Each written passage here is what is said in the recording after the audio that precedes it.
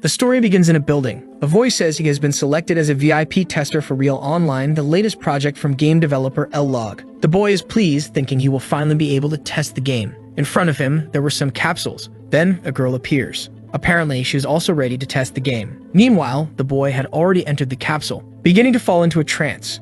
The girl did the same. Moments later, our boy wakes up. Looking at his body, he realizes he's wearing armor that looks very real. Even so, it's just a game. Meanwhile, a soldier aims with his bow and arrow, firing it at the protagonist. The arrow grazes him, but it was enough for him to feel a pain he finds unbearable. The next scene shows some numbers. A man says that test 33 was completed in 6 minutes and 1 second of gameplay. The other man then asks what the user's synchronization rate was. The answer is 100%, with all functions normal. It is mentioned that the last subject must be experiencing near-fatal levels of pain. The man says there's no time for excuses, and that they must give a small taste of the hell that is this reality simulating game. Our hero got stuck in a never-ending cycle, unable to die that had only just begun. Time passes, and the scene shifts to a school, with students happy about the start of winter break. A boy, meanwhile, watches the excited people. He wonders why there's so much excitement. Even so, he's sure that what awaits him is the trap of the academy instead of school the next day. Moreover, since he'll take the exam next year, the past questions from school will be harder.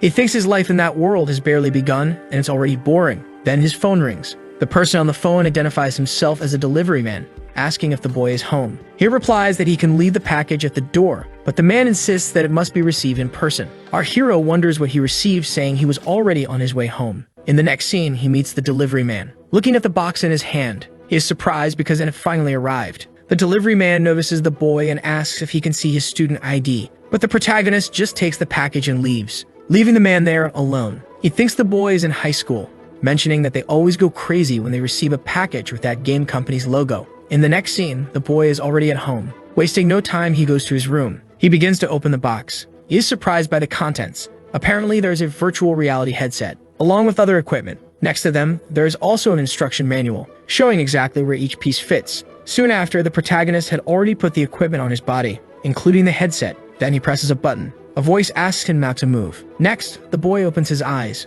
but his room remains the same. That voice congratulates him for becoming the true VIP online tester. And at the same moment, a girl appears. Surprised, he asks who she is. The girl then says that if he's surprised just by this in VR, he will be disappointed, calling our hero a member. She snaps her fingers and several lights begin to appear. In a matter of seconds, they were already in another place. They transported to a beach. The boy was so surprised he could barely speak. Then she introduces the protagonist to the game called Alog Korea, handing him an invitation. Our hero takes the paper, begins to open it, and a map appears out of nowhere. That was enough to leave him amazed by everything he was seeing. He wonders if it's really true. The scene shifts to another place with the boy saying that he became a tester for an amazing game from a company through a major competition. Hearing this, his father asks if he planned to be a tester or a tennis player and how many days he would have to dedicate to that. The boy replies that it would be 15 days and 14 nights coinciding with winter break. Also, he would be paid by the hour, but his father doesn't allow it. His son tries to find a justification, but his father has already decided. He asks where his achievements are, even though he's a third-year high school student who went to the mental field of the Navy,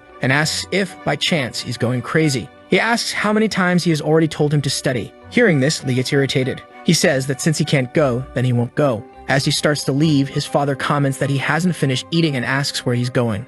His mother, irritated, gets involved in the conversation, asking them to stop since Lee had already said he wouldn't go. Meanwhile, the protagonist goes to his room. His mother just watches. Lee, frustrated, thinks he can't believe he has to waste such a unique opportunity. And with a smile on his face, he thinks that obviously he won't do that. He states that he definitely has a plan. Thus, time passes again. The protagonist, leaving home, says he's going to the academy. Then he grabs his phone. Moments later, he's already on a subway. Lee calls his teacher, saying that his family will take a 15-day trip. The teacher asks where they would go, and Lee replies that it will be Canada. But the teacher finds it strange that his family would go to a cold place in that winter. Then the boy ends the call. He thinks the academy issue is already resolved. He also needs to prepare for the day his parents call the institution. But that's a problem for later, because something much more important awaits. In the next scene, the protagonist is already entering a building. He stands in front of the desired location. He thinks this will save him from his boring daily routine. Then, a man appears at the location, apparently asking the protagonist to leave. But then he shows his bracelet and the man recognizes it as the Virtual Kingdom invitation. Soon after, the boy places the bracelet into a kind of scanner, gaining permission to enter the place. Lee, surprised, begins to observe the people present. There were some rather unusual figures, but even so, it's pretty amazing. The boy looks ahead, confused by what he saw. but at that very moment, it disappears. Lee, curious, wonders what that was he just saw. And at the same moment, the long-haired guy reappears in front of him, smiling when he sees the protagonist. The boy then dodges the armored man. He wonders what that thing was, which then starts to chase our hero, launching an attack at the protagonist. Our hero asks him to stop, but it's not enough as the armored man continues attacking. But soon after, the girl from before appears, ordering that thing to stop, which surprisingly obeys her command. The girl says that it is a low-level enemy, concluding that there's no need to be afraid. Right after, she charges toward the monster, landing a few attacks on it. In a matter of seconds, the monster begins to disappear. Seeing this, the protagonist is surprised. He asks if the girl is by any chance the operator. Hearing this, she smiles and just nods. Lee is confused about the voice he had been hearing. The girl asks what's wrong with her voice. At that very moment, that woman begins to transform into a man,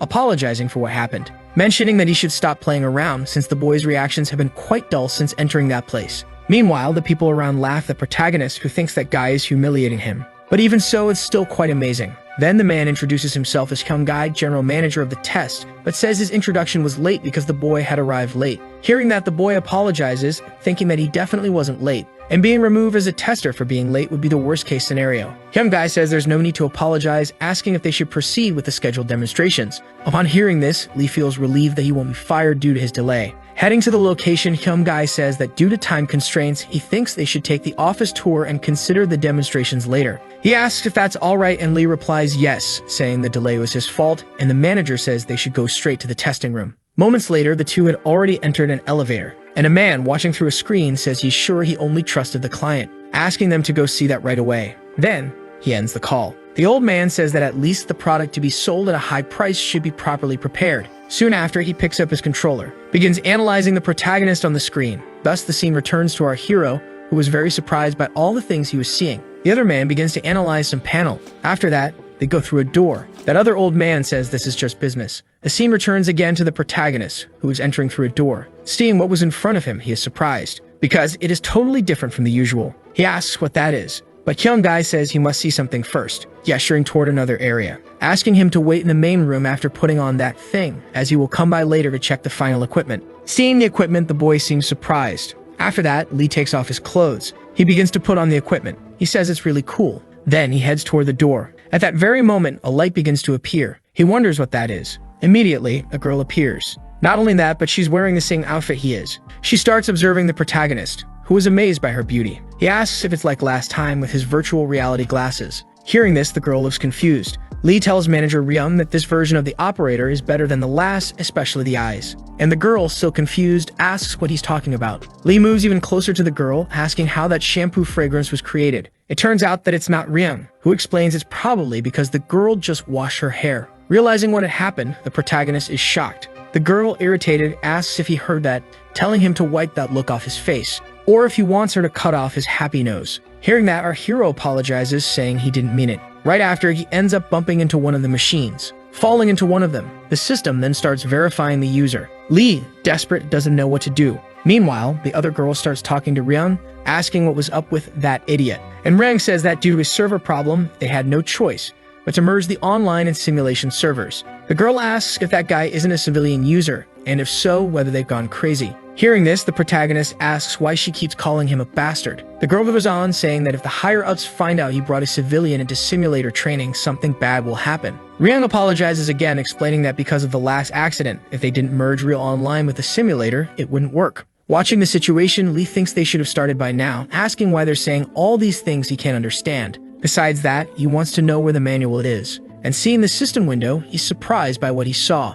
because there's definitely no simple game manual on the main screen. Then the girl asks if he's Lee, saying she has to do this with him because she definitely won't. Ryung says he understands, and if that's the case, from that day on, Maria can access simulator training. Hearing this, she goes silent. The protagonist stood there like an idiot, listening to the whole conversation, without saying a word until then. Ryung asks if it would be possible to cancel it, and upon hearing that, the girl gets frustrated. She starts grabbing her helmet, telling Lee to try to avoid that incident as she'll make sure he's disciplined. Hearing this, Ryung thanks her for her generosity. Maria then gives the middle finger, entering the machine where Lee was. Soon after, Ryung says he'll figure out the controls as he plays, telling Lee to get ready too, because the server is about to start operating. Some scientists begin some operations, about to start that specific game. After that, the capsule's close. Lee, meanwhile, just waits for the game to start, Beginning to feel heat, he wonders what's happening. Ring tells him not to worry as the energy produced during the transfer between the program and the body will soon fade. Soon after, a man says the assimilation rate passed 70%. But it reaches 80%, our hero had already closed his eyes.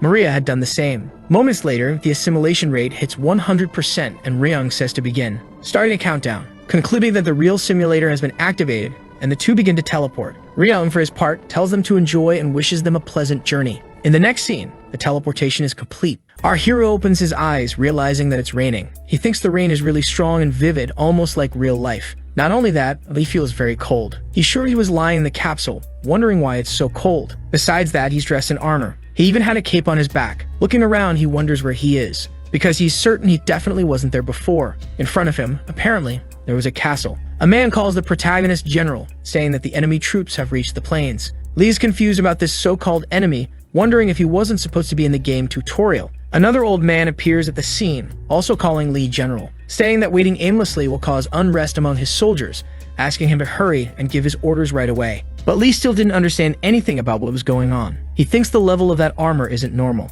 concluding that it's probably for a commander-type character. He asks if they didn't say it was the plains, but around the castle, there's only sea. Then the man says that even God would wish it were just black seawater. Lee is surprised, asking if that really isn't the sea, and if it's not, he wants to know what the hell that is. Looking closer, he realizes what it truly is, because in fact, it's an immense number of soldiers, dressed in their black armor. Not only that, but they were equipped with various kinds of weaponry. Lee asks if that number of soldiers really makes any sense. Hearing this, Gallenberg gets irritated, saying the general shouldn't be overwhelmed and even if it's difficult, should hurry and give orders to lead them. Hearing that, Lee is surprised. Saying he's already dying of anxiety, he asks why Gallenberg is yelling like an NPC. And looking around, he says there should be a console box nearby, wondering where the system window is. Meanwhile, the enemies kept advancing. That other soldier appears again, saying the enemies are already at the front line. Gallenberg shouts once more for his general. Lee says he doesn't have the game manual, wondering what he's supposed to do. The old man in turn falls silent. Pulling himself together, Lee says he can't just stand still and let them attack first, ordering them to form a battle line and for the archers to prepare to fire. Not only that, but they must keep in mind that they will fight to their last breath. After that, they give their war cry, and the archers fire their arrows, crossing over the wall, heading straight toward all those black knights, managing to hit some of them. But it's still not enough because the black archers were still standing, counterattacking with their own arrows, shooting toward the tower's defenders. Gallenberg, meanwhile, is surprised by the number of arrows. After that, he orders the men to raise their shields, managing to block some of those arrows. However, a large portion hits his soldiers, and those black armored soldiers keep advancing toward the tower. They were also carrying some ladders, probably to climb up the castle. They then use the ladders to do exactly that. But one of the Black Knights is surprised by something, because the other soldiers begin throwing rocks at him. Hitting him squarely, he begins to fall. As a result, he ends up crashing into some of his own comrades. The other old man, taking command, orders them to stop the knights and not let them climb up. The soldiers keep throwing rocks to destroy the ladders, but even so, the Black Knights persist in the climb. In the next scene, one of the enemies unfortunately reaches the top of the tower, defeating one of the soldiers. Lee, seeing all of this, wonders if this is really just a game. Looking at his body, Lee says that if this isn't real, it's something strangely close to it, questioning if he's in reality or not. Then a Black Knight aims with his bow and arrow. After that, he fires his arrow. Lee thinks he's in a world inside the game. At that very moment, the arrow grazes him. Seeing the wound, he panics. He says that if it's just a game, why does it hurt so much? He thinks he can't even tell if that intense pain is actually fake. The old man, irritated, orders them to protect the general immediately. Several soldiers take up defensive positions to protect the protagonist. Then several more arrows come again, heading toward Lee. He is desperate at the sheer number. However, the other soldiers manage to defend our hero, and many soldiers were there just to protect him. Lee was completely overwhelmed, wondering what kind of situation this was, thinking this must be a game bug. Not only that, but he can't even find the control window. He assumes he really is trapped in a place like that. A woman appears, asking what Lee is doing and informing that the enemy archers have stopped firing, orders everyone to return to formation.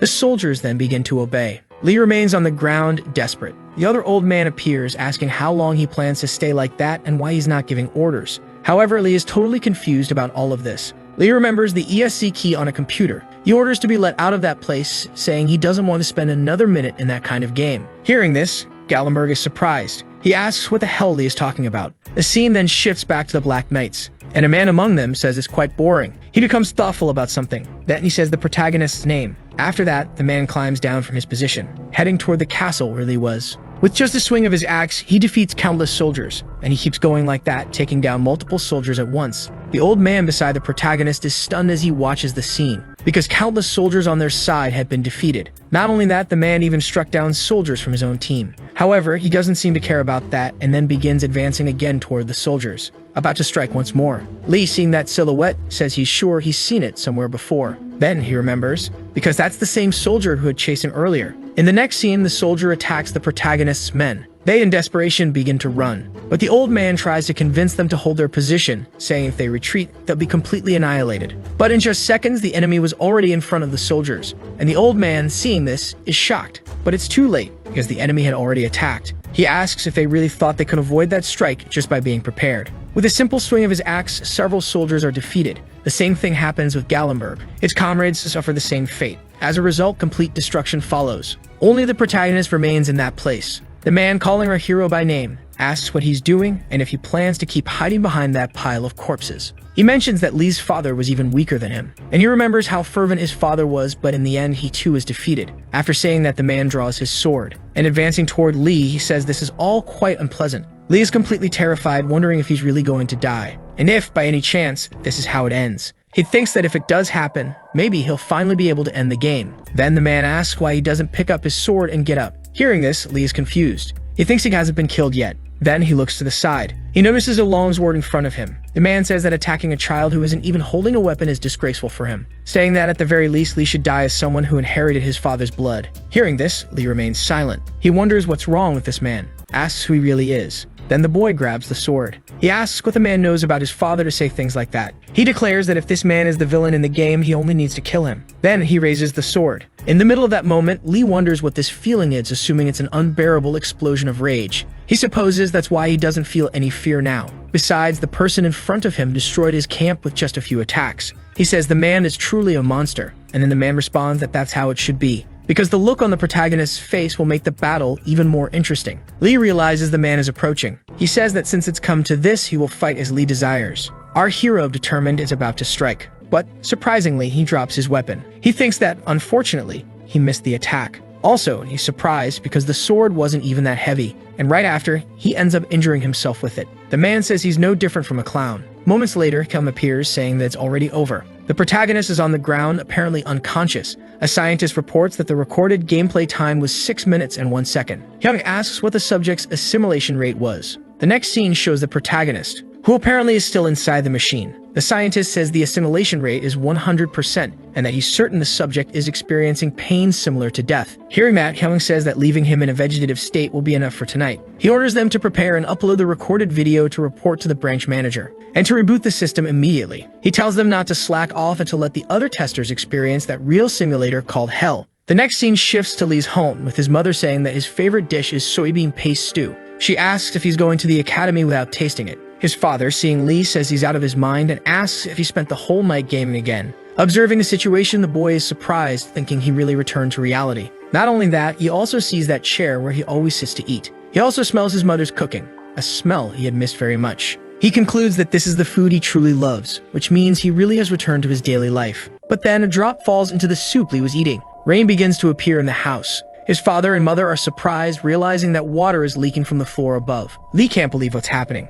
At that moment, the ceiling of the house disappears. Lee, in despair, says this isn't right, wondering if it's an illusion, or perhaps a dream. Once again, he appears on the battlefield dressed in his armor. Lee thinks this has happened again. He was dragged into this hellish reality once more. Falling to the ground, the boy is frustrated, saying this can't be happening because he can't take it anymore. More arrows are fired in that place. One of the soldiers tries to warn the protagonist. The boy looks at the arrows. There were many heading in his direction. One of the soldiers rushes toward him, managing to dodge the arrows, but one ends up hitting his helmet, and the helmet is knocked off. Lee, seeing this, is surprised, realizing that the one who protected him was a girl. She then stands in front of the protagonist. He asks where she came from. Looking at her face, he thinks she's probably his age. She keeps observing our hero. He asks if she wants to say something. He thinks he shouldn't be distracted by this because there's something more important. Soon that monster will appear again, and he definitely has to do something. In the next scene, Lee asks the team leader to listen to him, begging to stop that game immediately. Hearing this, Gallenberg tells him to stop and give his orders because he's making the soldiers tremble with anxiety. He mentions that Lee is the son of that person,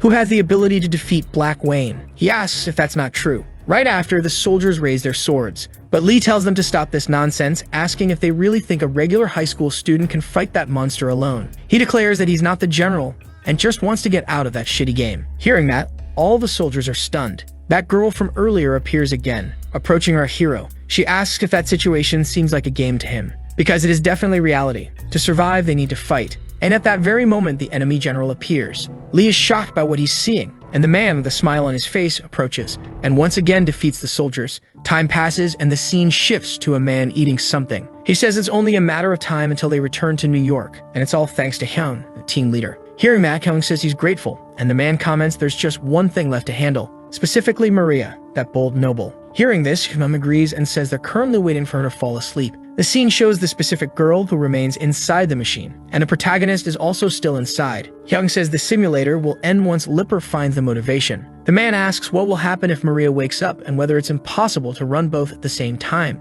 Hyung says that if the simulator malfunctions, it would be possible. But even so, they shouldn't let that small possibility ruin their ending. Hearing this, the old man asks what small possibility he's referring to, and whether by chance it's like that high school student, referring to the possibility of him defeating Black Yoon. Then Hyung says he understands, and at that moment, the protagonist calls out to him. He asks if Hyung can see him because he's aware he's being monitored. He says that if they can't remove him from that game now, they should at least boost his sword skills or basic stats. The other old man, meanwhile, just observes the situation. Hyung then mentions that possibility the branch manager was worried about, stating that it's basically zero. At that very moment, Lee is defeated again, taking a direct hit. As a result, he's easily overwhelmed. The scene shifts to Hyun, saying that the branch manager already knew this, because the kind of immortality Black Yoon possesses is different. And even if his DNA sequence were broken down, the fact that he exists as a catastrophe won't change. The old man says that's true, concludes it was an unnecessary concern, and suggests they finish the meal. The scene returns to the protagonist, who wonders how many times he's already gone through this,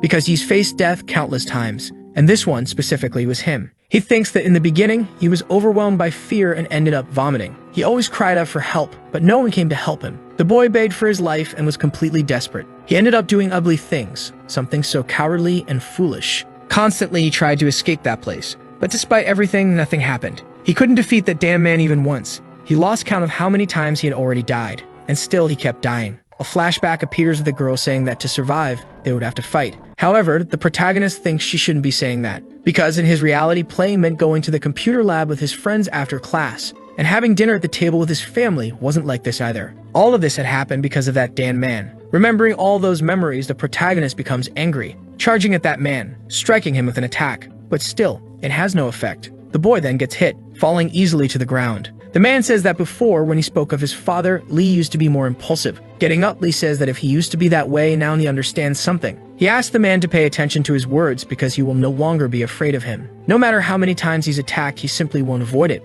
After dying so many times, he's sure he'll be able to kill him. He thinks it's the only thing he has left. Then the man attacks the protagonist, but he simply misses. A flash of light follows. Lee thinks that to survive there's only one way: to fight. But right after, that girl from earlier appears, saying he can't compare to that man even if he fights. She mentions she doesn't know how painful it will be. She asks if he'll still be able to keep fighting, but our hero is already determined to do so. Then the girl closes her eyes, opening them afterward, breaking the arrows that were coming at her. Lee, seeing that, is surprised. The girl calls out to Lee, saying he declared he would fight. Because of that, she will lead and defend. In the midst of that moment, Lee wonders why he should pretend to care about those data. He concludes that he'll no longer blindly trust or expect anything from anyone. Pulling himself together, the boy says he has no choice but to fight. Hearing that, the old man says the general has given his order. He commands the soldiers to prepare for battle. After that speech, the soldiers are determined, seemingly believing in victory, and a fierce battle begins on that battlefield. Lee, watching it all, seemed to be trembling. He thinks he's sick of this battlefield, but now he's slowly getting used to it. Then the girl appears, saying that if this is all the general wants, she can teach the basics of melee combat. Raising her sword, the girl begins her first lesson. Then she swings her sword, taking out several soldiers at once. She is apparently very skilled, continuing to advance across that battlefield, extremely focused on defeating her opponents. Lee, meanwhile, just watches in silence, because the girl was effortlessly defeating an immense number of soldiers. She says that even if he's at his limit, he must swing his sword to the end. In that moment, Lee thinks the girl is really strong. The old man says the real fight begins now and orders him to fight with his life on the line. The soldiers, determined, raise their swords, beginning to advance toward the Black Knights. Lee, meanwhile, watches the battle without moving a muscle. And at that moment, one of the Black Knights charges at him. The boy grabs his sword to try to defend himself. He thinks he actually managed to block an attack, but still he's confused about something. He wonders why he's hesitating in that kind of situation. Then the girl from earlier appears. She says that when he's wielding a sword, he must not hesitate even for a second. After that, she easily finishes off the Black Knight, who then falls in front of Lee. He thinks that if he wants to survive, he has to kill those guys. He keeps looking at the knight on the ground. Another Black Knight charges at the boy. He thinks that if he doesn't kill, he'll be killed, managing to land a blow on the knight, apparently having an effect, who is then easily defeated. Seeing all of this, Lee thinks he just killed a man and wonders if it was really that difficult. But then it's revealed that he also took a hit. He wonders if he's really going to survive in that place. Once again, that girl appears. Our hero looks back and is shocked by what he sees, because that girl had simply been defeated, and she asks him to never lose hope of returning home. Then she is finished off. All the Black Knights attacked at once. The protagonist could do absolutely nothing. He thought those NPCs were just assassination puppets created by Hyung, wondering if they even knew what homes were, because they didn't even have a reason to fight there. He asked her not to act like she knew everything, but the girl after that started to observe the protagonist. He was confused by that fixed gaze. She in turn tried to say something, but in the next moment she ended up being killed, and Lee couldn't hear what she wanted to say. He wondered what she really wanted to say. Then the boy raised his sword. He thought he had no choice but to fight. As the girl said, as long as he could still fight, he would remain standing, swinging his sword non-stop. Now, the only thing he needed to do was kill one person, even if it was just a single strike. Only then would he get closer and closer to returning home. In the middle of that situation, our hero ended up surrounded, and all those soldiers attacked him at once. As a consequence, a new simulation began and the battlefield went back in time. The protagonist kept repeating that battle cycle countless times, continuing to defeat numerous soldiers. However, in that timeline it was different because he managed to kill 3 people, feeling glad because he really managed to kill him. But after that, the boy unfortunately ended up being killed and went back in time again. Lee's goal had always been to kill at least one person each time he returned in time. He thought he was definitely getting used to all of that, and the weight of the sword seemed easier and easier to handle. He could easily start swinging it. Also, the feeling of defeating his enemy was becoming increasingly familiar. Thus, a lot of time passed and the boy spent a long period on the battlefield. He wondered how many people he managed to kill this time. As the round progressed, his strength and stamina increased, and fortunately, these increased attributes did not reset even after his death. He stated that this was certainly a good thing, but still wanted to know why he didn't feel even a little happy. Then someone called Lee. The boy recognized that it was that girl from before. She apparently tried to say something to Lee, but at that very moment, she ended up being struck by several arrows. Lee, in turn, thought that ending had repeated many times. Even so, it was to be expected, because she was just an illusion made in that horrible place, but he wanted to know why it was bothering him so much. A long time passed after that, and the simulator had already restarted a total of 65 times. An immense number of people were already dead on the battlefield, and our hero kept defeating many of them, counting each person he managed to take down. He thought that during all that time he used to consider himself lucky for being able to kill some of them using his sword skill. Then a massive number of black soldiers advanced toward him. The boy, in turn, noticed this. Right after, he grabbed his cloak, putting it over himself, apparently managing to defend himself from those arrows, absorbing all the impact. The protagonist, after that, smiled, preparing to go after the other soldiers, thinking that little by little he was getting better, delivering multiple strikes to those other soldiers. Another knight tried to land a blow on him, but Lee dodged it easily, counterattacking with a spear, managing to immobilize the enemy. But even so, there was another knight behind him, about to attack our hero. However, he had foreseen this as well, managing to finish off the opponent with his sword. One more knight appeared from above, attacking Lee from behind. The boy successfully defeated him with his sword. In the middle of that situation, the protagonist was already getting tired, starting to approach one of the soldiers who was on the ground. Holding his sword, he was about to finish him off, thinking that he was sure he was getting stronger and stronger. Besides that, there was something else, because even though everything was a mess, he still hadn't been killed. Looking around, the boy was confused. He wondered since when he had become the last one still standing on that battlefield, wanting to know what happened to that old man who liked to shout loudly. He also remembered that annoying red-haired knight, concluding that not a single ally was left standing. He wondered if they were dead or if they might have fled. Still, it didn't matter anymore because from the beginning, that fight had the purpose of returning home, and it was probably a fight of his own. In the next scene, several soldiers advanced in Lee's direction. Our boy noticed this, and the enemy observed the protagonist with a smile, advancing toward him and seemingly handing something over, which fell in front of Lee. The boy, seeing that, was surprised. Observing the expression of our hero, the soldiers began to laugh. It was revealed that what was on the ground was that girl from before. In the middle of that situation, our hero said he was sure he had been alone before, concluding that he didn't know that girl had been in that place from the beginning. He wondered what she might be thinking. Right after, those soldiers advanced on Lee, defeating him easily. A long time passed after the battle, and the simulator reached its 97th restart, and the protagonist asked the girl why she was smiling like that. the reason for smiling at that specific moment. But hearing that, the girl didn't understand anything. Meanwhile, she was pulling a spear out of her stomach. Our hero, seeing that, went silent, realizing that the girl was apparently badly wounded. Then Lee said that just before she died, just like now, she always smiled before being killed, asking the reason why she always did that, and why she always kept protecting him instead of running away. If she thought he would treat her differently just because she was by his side. Hearing that, the girl was surprised. Lee asked what she was looking at since he was talking to her now. Our hero, in turn, ended up realizing something. Then, that girl grabbed a shield, protecting Lee from some arrows. Then, she hugged the protagonist. The two managed to defend themselves amid that immense number of arrows. Lee said that was madness, asking if she wasn't going to say anything. However, the girl remained silent. Lee thought he was trapped in this endless nightmare cycle of death and realized he had no allies in that cursed place, concluding that he definitely shouldn't trust anyone. However, there was something different, because that girl wasn't normal. She kept moving in a different pattern with each cycle, and it was as if she didn't belong to this world. He wondered why that only happened with her. He also wanted to know what she always wanted to say before being killed. No matter how many times he asked or yelled at her, she simply never answered once, concluding that he had no choice but to change his tactics from then on. In the next scene, several arrows flew toward the two of them, and the protagonist was about to take the hit alongside that woman. A long time passed, and the simulator restarted 137 times, and the old man said that the enemy army was moving toward the flat area. However, our hero remained silent, thinking he didn't care about them, calling them bastards and cowards. At that exact moment, there was only one thing that mattered to him: starting to approach that girl, starting to stare at her, ordering everyone to listen because he would be on the front line during the enemy attack. And hearing that, everyone was surprised by what he had said. The other girl tried to interfere, saying it was madness. However, our hero was already determined to do it. The girl then fell silent. Lee said that no matter what happened, he would be on the front line. Observing that girl's expression, he wondered why she looked so worried. He could also fight now, and even more, was capable of keeping up with the battle endlessly, concluding that he would fight to the end. After that, the old man told them to follow the general to the battlefield. The soldiers were determined for that battle. Right after, those black knights began to advance. They were also carrying some ladders, starting to use them to climb the tower. However, it wasn't enough because stones were thrown to stop them. Even so, some soldiers managed to climb the tower, eliminating some from the protagonist's group. The knights who made it up determined kept advancing.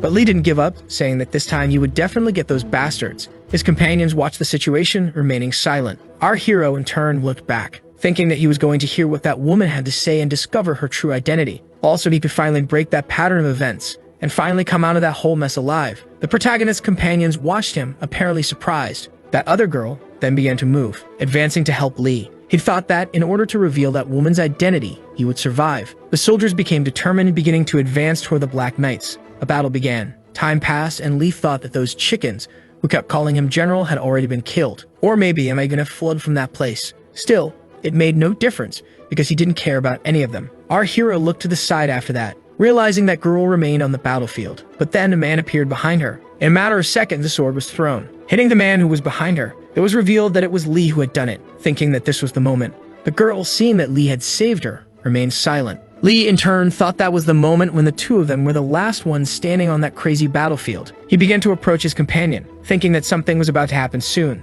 Right after, the boy stretched out his arms, starting to protect her. She, confused, asked what the general was doing. However, Lee ignored her words, thinking the arrows would fall now, saying that she always died first, so he never got to hear her final words. In the next scene, Lee was struck by several arrows. The girl remained silent. However, the protagonist had not given up yet. Lee said that this time would be different, asking if she knew why, because he wouldn't let her die before him, ordering her to speak her final words she had been trying to say, and he also wanted to know her true identity, and what exactly she was, concluding that he simply wouldn't let her die first. The girl was surprised, asking what the general was doing. Those arrows then finally struck them. The protagonist was hit by all of them. The girl kept watching our hero taking the entire barrage of arrows. He continued to order the girl to speak already, asking what were the last words she was trying to say, and beyond that, he wanted to know her true identity. However, she still remained silent. After that, she stood up, grabbing the protagonist by the collar of his shirt. Then she hugged him. Lee, confused, asked what she was doing. She then turned to the other side, where she ended up taking all those arrows in the boy's place.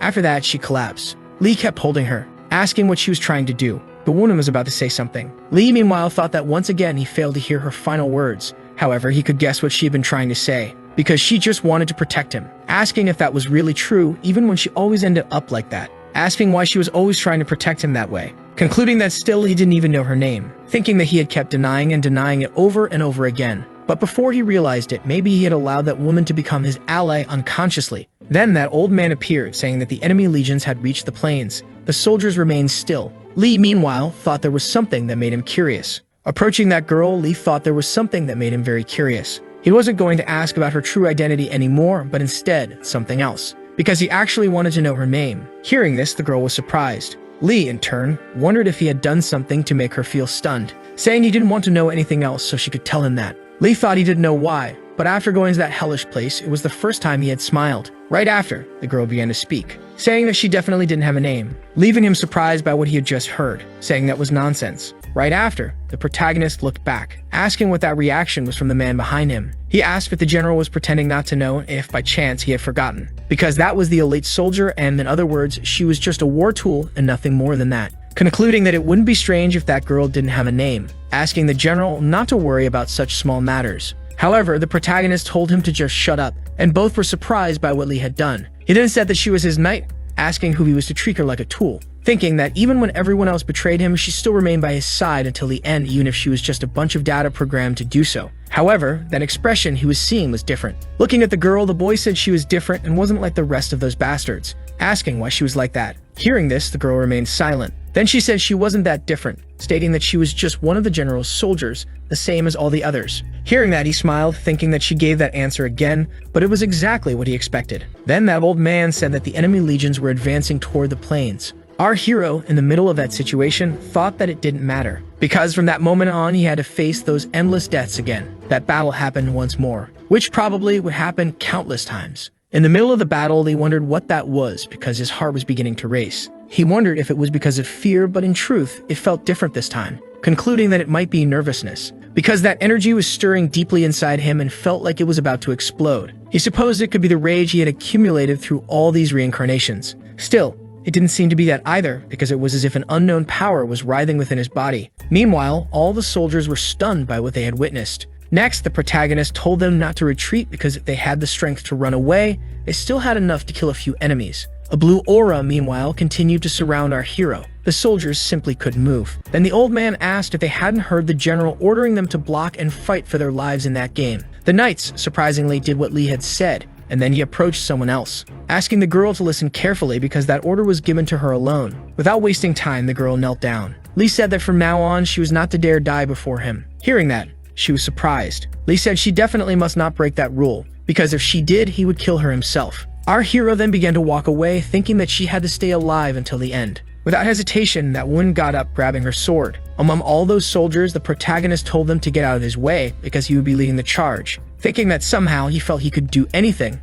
and it didn't matter whether there were 1 million or 10 million enemies. And with a war cry, he told them to go now. The system announced that the battle would begin in 60 seconds, and meanwhile, several people were watching the protagonist on a large screen. The battle then began, and within seconds, our hero leaped. The man watching the broadcast was shocked. While yawning, he said he had almost forgotten. He continued observing the computers. Beside him, some scientists were discussing something. Another man asked if the simulator was still running. He responded that no matter how hard the subject was, they should have had a complete mental breakdown by that point. But when he looked at the screen, he was extremely surprised, calling his team leader, because he definitely had to see that. The scene then shifted to the black soldiers, who were shocked by what they saw. It was revealed that the protagonist was still fighting in the middle of that place. With a threatening gaze, he watched all his opponents, starting to advance and defeating every one of them. The scene shifted to their commander, asking what it was he was seeing. Looking at Lee, who was in the middle of that battle with a completely different look in his eyes, asking what the hell that was. Meanwhile, that general from before remained alive in the battle, continuing to defeat countless enemies. The old man watched that girl, asking who she was, and who had added the night data into the simulator, thinking that the data they had never programmed was still inside the simulator, not believing what he was seeing. He supposed that was an irregularity, thinking that to maximize mental collapse, each repetition of death allowed the senses to vividly experience the pain of dying. And in that real hell, there were significant risks, but still, they had never failed to market it. However, he wanted to know what would happen if there was someone who managed to overcome that infinite death loop, concluding that if, in that process, they managed to compensate for all their deaths and suffering, they would end up achieving an absurdly powerful strength. So it wasn't that pain was impossible for a high school student who didn't even know how to program. The next scene showed the protagonist, who was still inside that capsule. The man then began to observe him. The scene changed to the simulator, and Lee remained in the midst of that battle. A sword struck the man who was behind him. It was revealed that it was that general girl. The man, meanwhile, continued watching Lee, who thought it meant that this irregularity had some kind of decisive positive influence on that boy's mindset. ordering them to separate the two immediately and then erase all data related to that woman. The scientists then began to carry out the man's orders,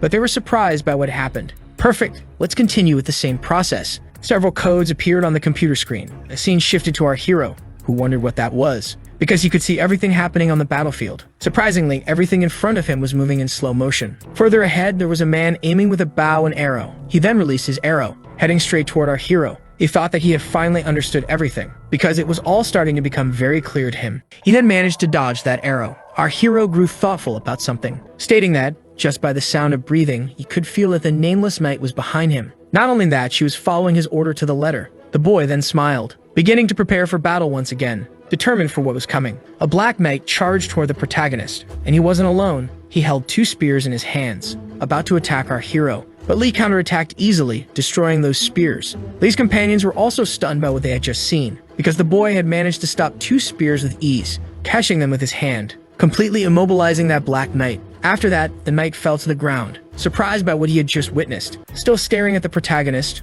our hero swiftly finished him off, thinking that from now on, something was about to happen. After that, he leaped, concluding that he was ready to face anything on that battlefield and that he would return home no matter what. Then he unleashed an attack toward all those soldiers, who were all struck at once. Another black knight opened his eyes, but Lee was already right in front of him, finishing him off effortlessly, continuing to defeat countless more enemies. That other general was doing the same, apparently following the order our hero had given earlier. The two of them seemed to be in sync, defeating numerous black knights, and it wasn't even clear whether it was the black soldiers or the protagonist group that had the advantage. Thus, time passed once more, and that sword kept cutting down countless enemies. Our hero remained on that battlefield, still surrounded by that distinct aura. The soldier in front of him stayed frozen in despair at what he was seeing, but in a matter of seconds, he was defeated by our hero. Lee wondered if, once again, it was just the two of them left, beginning to observe his companion, who apparently was tired. In the middle of that situation, Lee wondered how many people he had killed. It could be dozens or even hundreds. Moments later, the scene shifted to the scientists working on their computers.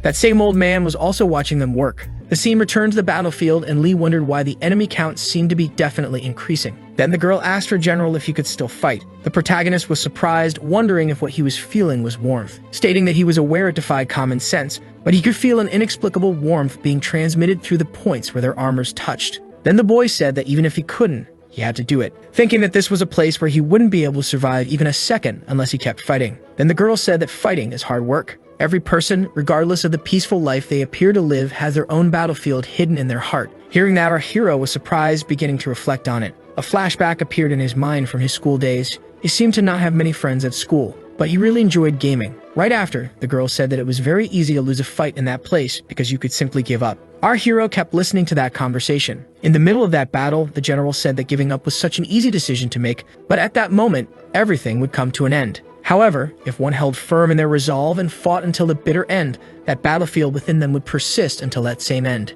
Hearing that, Lee thought that was why, despite the countless deaths he had experienced, he could still stand strong against enemies in a place like that. And beyond that, there was always someone behind him he could trust. After that, Lee asked why she always trusted him, thinking that, as always, he was sure he wouldn't get an answer, but still wanted to ask, saying he definitely wanted to know that, begging her to answer, thinking that to him she had become a battlefield he couldn't give up on. The general remained silent. Lee thought he didn't even need to turn his head to see that expression to know, thinking that his senses had become so sharp he could feel it coming, concluding that it was the pattern they could never break, the arrival of the era rain. After that, Lee said she still hadn't given him an answer, asking if that meant she was going to give up. Then the arrows began flying toward the protagonist. The general still said nothing. Right after, she, surprisingly, let go of her sword. Lee thought that in that moment, the girl's steps were steps he had never seen before on any battlefield, because they were free of any unhappiness and hesitation. He concluded that it was as if she had run out of time. After that, the general embraced our hero. He thought those steps were taken solely for his sake. Moments later, the girl was struck by a barrage of arrows, saying she would never give up, just like her general. Lee was surprised, thinking he had gone through an endless loop of deaths and thought he had become familiar with that battle. However, there was one thing he still hadn't gotten used to, wondering what the girl was doing now, beginning to shield her from the arrows that were approaching, ordering her never to die before him. However, that woman already seemed to be severely wounded. Even so, our hero hadn't given up, protecting her from all those arrows. Time passed once again. Lee continued defending that girl, not giving up for even a second. The general tried to say something, asking him never to give up on his life, After that, she let go of the protagonist. The scene shifted to that old man, who continued watching our hero, smiling as he observed everything. The scene returned to the battlefield with Lee begging her not to die, still holding on to the girl. Then he carried her on his back, asking her to open her eyes because he knew she hadn't died yet. Remembering what she had told him, not to give up. She had also told him to hold on until the end so their stories would become eternal. Just like she said never to give up, he would never give up on her. With tears on his face, he ordered her to open her eyes. The girl remained silent, but shortly after, she began coughing up blood. Lee was surprised, realizing she was still alive, begging her not to die, because if not for herself, then at least for him. The Black Knights continued to approach. The boy was severely wounded, begging to be able to move, thinking that no matter how tired he was or how much his muscles screamed, he definitely had to move. That aura appeared around our hero again and he thought he was going to survive. Determined, he gripped his sword, thinking that no matter what happened, he would stay on his feet. Something unknown happened to Lee. With a threatening gaze, he kept his eyes on all those soldiers, all while carrying the wounded general on his back. Lee told her to open her eyes and hold on, thinking that he would save her, no matter the cost. In the next scene, countless Black Knights continued advancing toward the two, ready for any battle, with massive smiles on their faces, because the protagonist along with that woman was already heavily injured. The scene shifted to that same old man who continued to watch them. Lee, while carrying the general, realized how badly wounded she was. Thinking that there was no time to hesitate and to survive, he needed to hurry and move fast. However, there wasn't a single drop of strength left in his body. The soldiers continued advancing toward the boy. He kept trying to move, even though he was completely exhausted and his muscles weren't functioning. But at the same time, his body felt excruciating pain. Along with that, though, came an indescribable power that was being born inside him, and apparently, he managed to stand up. Without wasting time, he began swinging his sword, defeating countless soldiers all at once, running across that battlefield like a beast, determined to survive. The old man continued watching his computer, wondering what that power was. The scientists said it was difficult to identify the cause, wondering what was going on. The computer system reported that the player's combat level had exceeded the allowed limits. He kept defeating a massive number of enemies with every step he took, all while carrying that general on his back. The Black Knights were terrified by our hero's power, who, despite everything, remained injured. Then, surprisingly, the general began to speak, saying that before it was too late, there was something she had to do, asking if he would at least give her a name. Hearing that, Lee was surprised, saying he would give her a name later. However, the general shook her head, saying that if he gave her a name now, she would never forget it. Our hero fell silent. Then he looked at the sun, saying that her name would be Sepia. From now on, that would be her true name. Hearing this, the general smiled, saying that it was a good name, because it reminded her of the sunset in her hometown. Right after, the girl seemed to lose consciousness. The protagonist grew furious and then let out a scream, thinking that he would never give up on her. The soldiers were stunned, realizing that the aura had disappeared, beginning to rush all at once toward our hero. He then received several attacks at once. The scene shifted to those scientists and a system alert appeared, concluding that simulation number 138 had come to an end. That old man continued watching through the computer, thinking that somehow the boy had managed to kill him that time. But he hadn't expected the boy's growth to be so explosive. Next, the scientists called out to the old man, who asked what happened this time. They said they had found a way to separate that girl from the protagonist. The scene shifted to Lee, who thought he had managed to save that woman, but he had finally been able to use that strange burst of energy. However, it wasn't enough to break through the enemy's line. After that, simulation number 139 began. That same old man said the enemy legions were advancing. Lee, determined, thought that he would definitely save her. Lee then opened his eyes, calling out for Sepia. Hearing that, the soldiers didn't understand what was going on. The protagonist kept calling for Sepia, thinking she had said she would never forget that name. The knights remained still, but soon after they seemed to grow hesitant. Still, Lee didn't care about that, continuing to search for the girl. In front of him, there was a sword on the ground. Our hero remained motionless, yet he didn't give up, still searching for her, only leaving his companions more and more hesitant. The other man asked the general who he was looking for. In the middle of that situation, the man thought it was embarrassing to call the protagonist a general, because he was someone who had taken on the mantle of a much greater predecessor, basically an empty shell, a cowardly piece of trash who frequently ran away. That was the Lee he had known. But even so, he no longer understood what was happening with the boy standing before him, because he was radiating an authority only a true general could possess. Right after, the protagonist asked again where Sepia was. The general said only God would know who that person he was looking for was. Our hero grabbed the man by the collar of his shirt, leaving the soldiers even more hesitant. After that, they drew their swords, pointing all of them at Lee. He said he was well aware they preferred following that old man rather than him. He also knew that old man considered him a dumb and cowardly mutt. Even so, he still wouldn't accept it. Still holding that old man by the collar, the old man apparently was struggling. Meanwhile, the other man was surprised, thinking that, including the armor, Lee had to weigh over 100 kilograms, and even so, he had lifted him so effortlessly. On top of that, that man was the captain of the Knights and a member of the Order who could manipulate a portion of Terra. Then the protagonist said it didn't matter what they thought of him because there was only one thing he wanted to know. Asking once more where was Sepia. The red-haired man thought Lee had really gone mad, wondering who the hell that person was he kept mentioning, saying they didn't know what he was talking about, but first he needed to release the captain, pointing his sword at the protagonist. Lee then smiled, staring at the man. Surprised, the knight wondered what was going on with that insanely intense bloodlust. Then Lee let go of the old man. At the same instant, he charged forward, specifically toward the red-haired man, grabbing him by the neck, saying it was actually he who should answer that question. The old man was stunned, thinking it was impossible for Lee to move like that. At that moment, Lee kicked the old man in the face, sending him flying. The soldiers, seeing that, remained silent. The old man began to fall to the ground. Lee said that the Sepia he was looking for was not a civilian, because she was someone that trash like him couldn't even compare to, thinking that his only companion in that endless battlefield was her,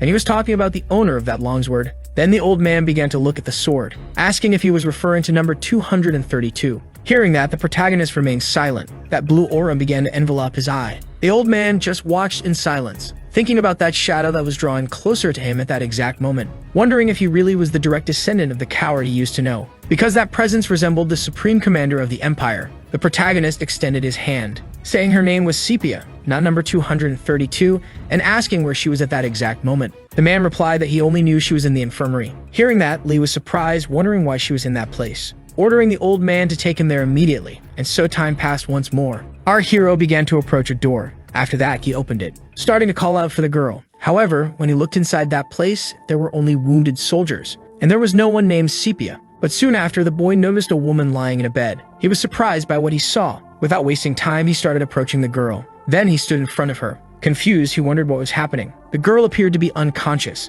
The other nurse asked what the general was doing and what had happened to that person. The nurse apologized, saying she couldn't find the cause either, concluding that the girl had been there for 10 days in that same state for quite a while. Our hero was shocked by what he heard, thinking that just a moment ago they had been fighting together, and now she had been lying there for 10 days. After that, he smiled, thinking that this was the kind of place where Hyun might pull tricks like that, saying that one day she would wake up. However, the nurse said that giving a definitive answer was very unlikely, and asked the boy to lower his voice while in that place. Our hero grew thoughtful, wondering if he would ever see her open her eyes again. The nurse continued to observe Lee. So to the other medical staff, the soldiers outside were also confused. Then the nurse said he might be able to see the girl again. Lee looked back. The nurse said that if he were the Virgin Mary, he would be able to do that, because only she could treat any kind of illness. And if he could take that woman to the Virgin Mary, she was certain she could be saved. Hearing that, Lee was confused about everything, asking what he should do to find her. Time passed again, and the Black Knights were already placing their ladders on the tower, starting to climb that place. The battle began immediately. The scene shifted to that nurse who said there was only one way to find the Virgin Mary, and that was simply by winning that battle. In the midst of that situation, the protagonist thought that now he definitely had a reason to keep fighting. Outside, the Black Knights kept advancing, heading straight toward the protagonist who said he wouldn't give up until he won, thinking that to return home and to save Sepia, nothing else mattered, unleashing a barrage of attacks on those soldiers, who were easily defeated. The boy said he would fight until the end, but Black Knights continued to charge. Still, he was already determined to defeat those enemies, thinking he was just starting to warm up. An explosion occurred in the castle after that, cracking part of it. Several soldiers were thrown into the air, starting to fall in free fall. It seemed Lee had been the one who caused that. Even so, there was still a massive number of Black Knights lying in wait, charging directly at the protagonist. He then raised his sword, using it once more, charging at those other enemies. His companions, seeing the battle, were desperate, apparently beginning to flee in fear. However, the protagonist still remained standing fighting. Looking to the side, the hero was surprised, noticing that old man who was also fleeing. And not only him, but the red-haired man was there too, amid the crowd of enemies. Our hero watched them, apparently with disdain. At that moment, another black soldier rushed at the boy, managing to land a blow on him. Our hero began to fall, thinking that those men had betrayed him. As a result, the simulator came to an end. Lee reflected that the thought had crossed his mind at some point during that endless loop of infernal battle, wondering when all of it would finally end. Concluding that now, in this restarted turn, he was without that girl, wondering if once again he would die. Concluding it would happen countless times, him losing pointlessly, again and again. In the end, amid all that destruction, nothing remained. Without Sepia, he would have to fight alone from that moment on, and there was no reason to even consider receiving help from those men. Still, he wanted to know why those men kept fleeing, especially in a no-win battle like that. After that, simulation number 140 began, and that same old man announced that the enemy legions were advancing. Our hero looked up thoughtful, wondering if reinforcements had arrived, but the old man didn't understand, asking what he meant. Lee, in turn, asked why he was so surprised. He was simply asking whether reinforcements had arrived. The red-haired man watched the protagonist, astonished. The old man still didn't understand anything about those supposed reinforcements.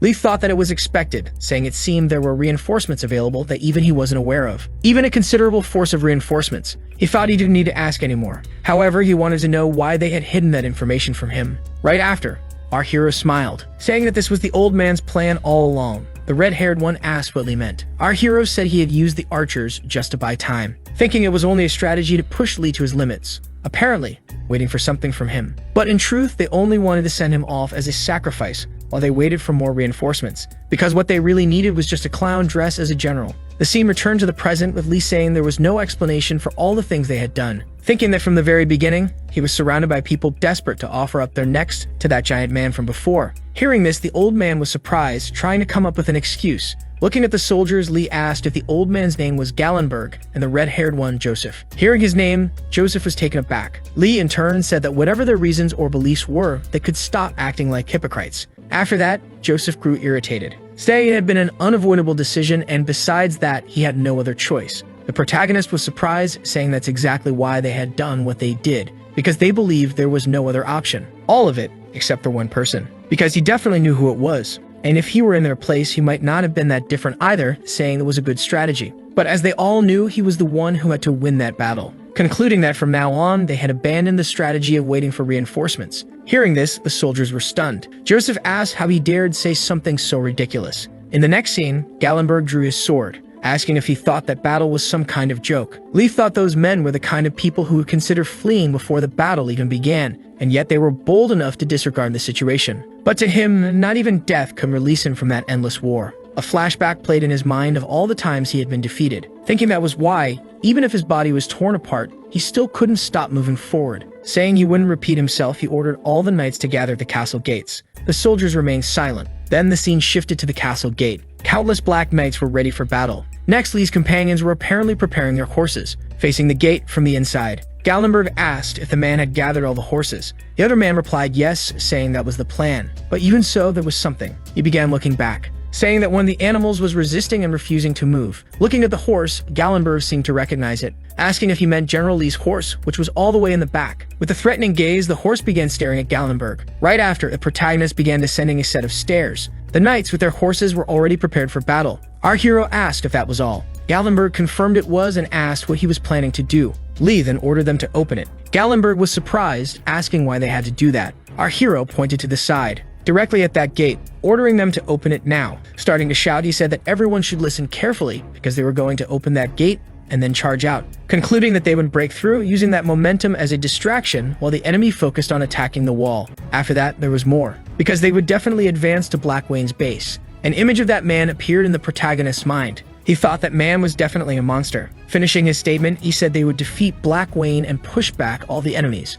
stating that this was the only way they could survive that battle. The scene changed to inside the stable, and the protagonist's horse was still there. At that very moment, it seemed to sense something. Then the scene shifted back outside the stable. A soldier asked Lee if he really expected them to go into that battle and come out alive. From afar, Joseph began laughing, asking if that was the plan and what the hell he was thinking, questioning if he had gone mad, if he wanted to die. Gallenberg called Joseph vice general, asking how he dared speak that way about the general. But Joseph said that with just that little force, Lee wanted to invade the enemy's base, asking if he was an idiot who couldn't even grasp the situation. But the protagonist said that, in fact, it was they who didn't understand anything, for they were deluded, thinking they would be spared after Lee was killed. Hearing this, Joseph remained silent. The same thing with those soldiers. Then the protagonist thought that, for that black monster, begging didn't matter, saying that it definitely wasn't going to work. At that moment, the barn gate broke down. The soldiers were surprised, not knowing what was happening. Then it was revealed that Lee's horse was standing in front of them. Joseph said that was definitely the general's horse, and Lee began to watch it. Joseph asked what he was doing, ordering them to catch that horse quickly. His companions began to do so. However, the horse started to move, attacking those two idiots. The other man also tried to grab the horse, but ended up being thrown into the air. Then someone threw some ropes over the horse, starting to tie up its head. The soldiers began to hold the horse, which kept trying to move. The protagonist, meanwhile, observed the situation. After that, he made a leap. Meanwhile, he held his sword. After that, he used it, beginning to cut all the ropes. One of Lee's companions watched him surprised. He said that if they just left it alone, he thought he'd be the first to be trampled to death by that horse. Then Gallenberg told them not to get closer because that was no ordinary horse. However, Lee wondered why it was acting so wild, because it seemed like it was trying to say something. The horse continued to watch our hero with a determined gaze. Then the scene changed to that gate. Outside it, the Black Riders were already starting to climb the castle. The horse seemed to observe the whole situation. Our hero, with a smile on his face, thought that he had already understood. Soon after, the horse began to run, heading straight toward Lee. Gallenberg said it was dangerous, thinking the boy couldn't die there. But at that moment, the horse passed by the protagonist.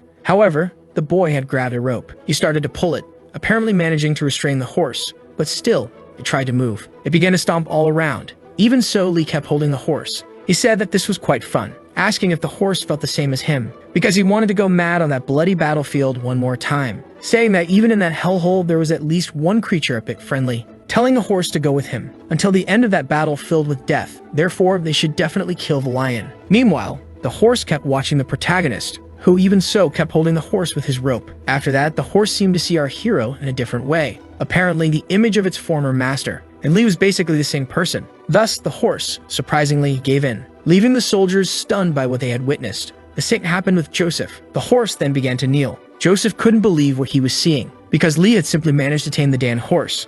Moments later, the scene shifted to Ryung, who was wondering what had happened. Again, the scene returned to the battlefield, and now the protagonist's soldiers were accompanied by horses. It seemed that this time they wouldn't betray. At the front line was our hero, still mounted on that same horse. He thought it was the first time he had ridden a horse, assuming that was how it was done, mentioning he felt no discomfort or fear of falling, being surprised, assuming that horse was adjusting to the protagonist's rhythm. After that, our hero smiled, saying it was just a horse, concluding he was fine so he could run freely, thinking that thanks to those heightened senses he had awakened, he no longer needed such concerns. After that, the horse began to prepare, starting to run even faster, and our hero's group kept approaching those Black Riders who were still climbing the tower. Lee then began to distance himself from his companions, going full speed on his horse. Meanwhile, he was holding his spear, thinking he should go all in. The scene shifted to the Black Riders, who looked sideways, confused by what they had seen, because the general, along with his soldiers, had simply appeared out of nowhere, starting to throw their spears, which hit most of the riders. The protagonist easily defeated one of them.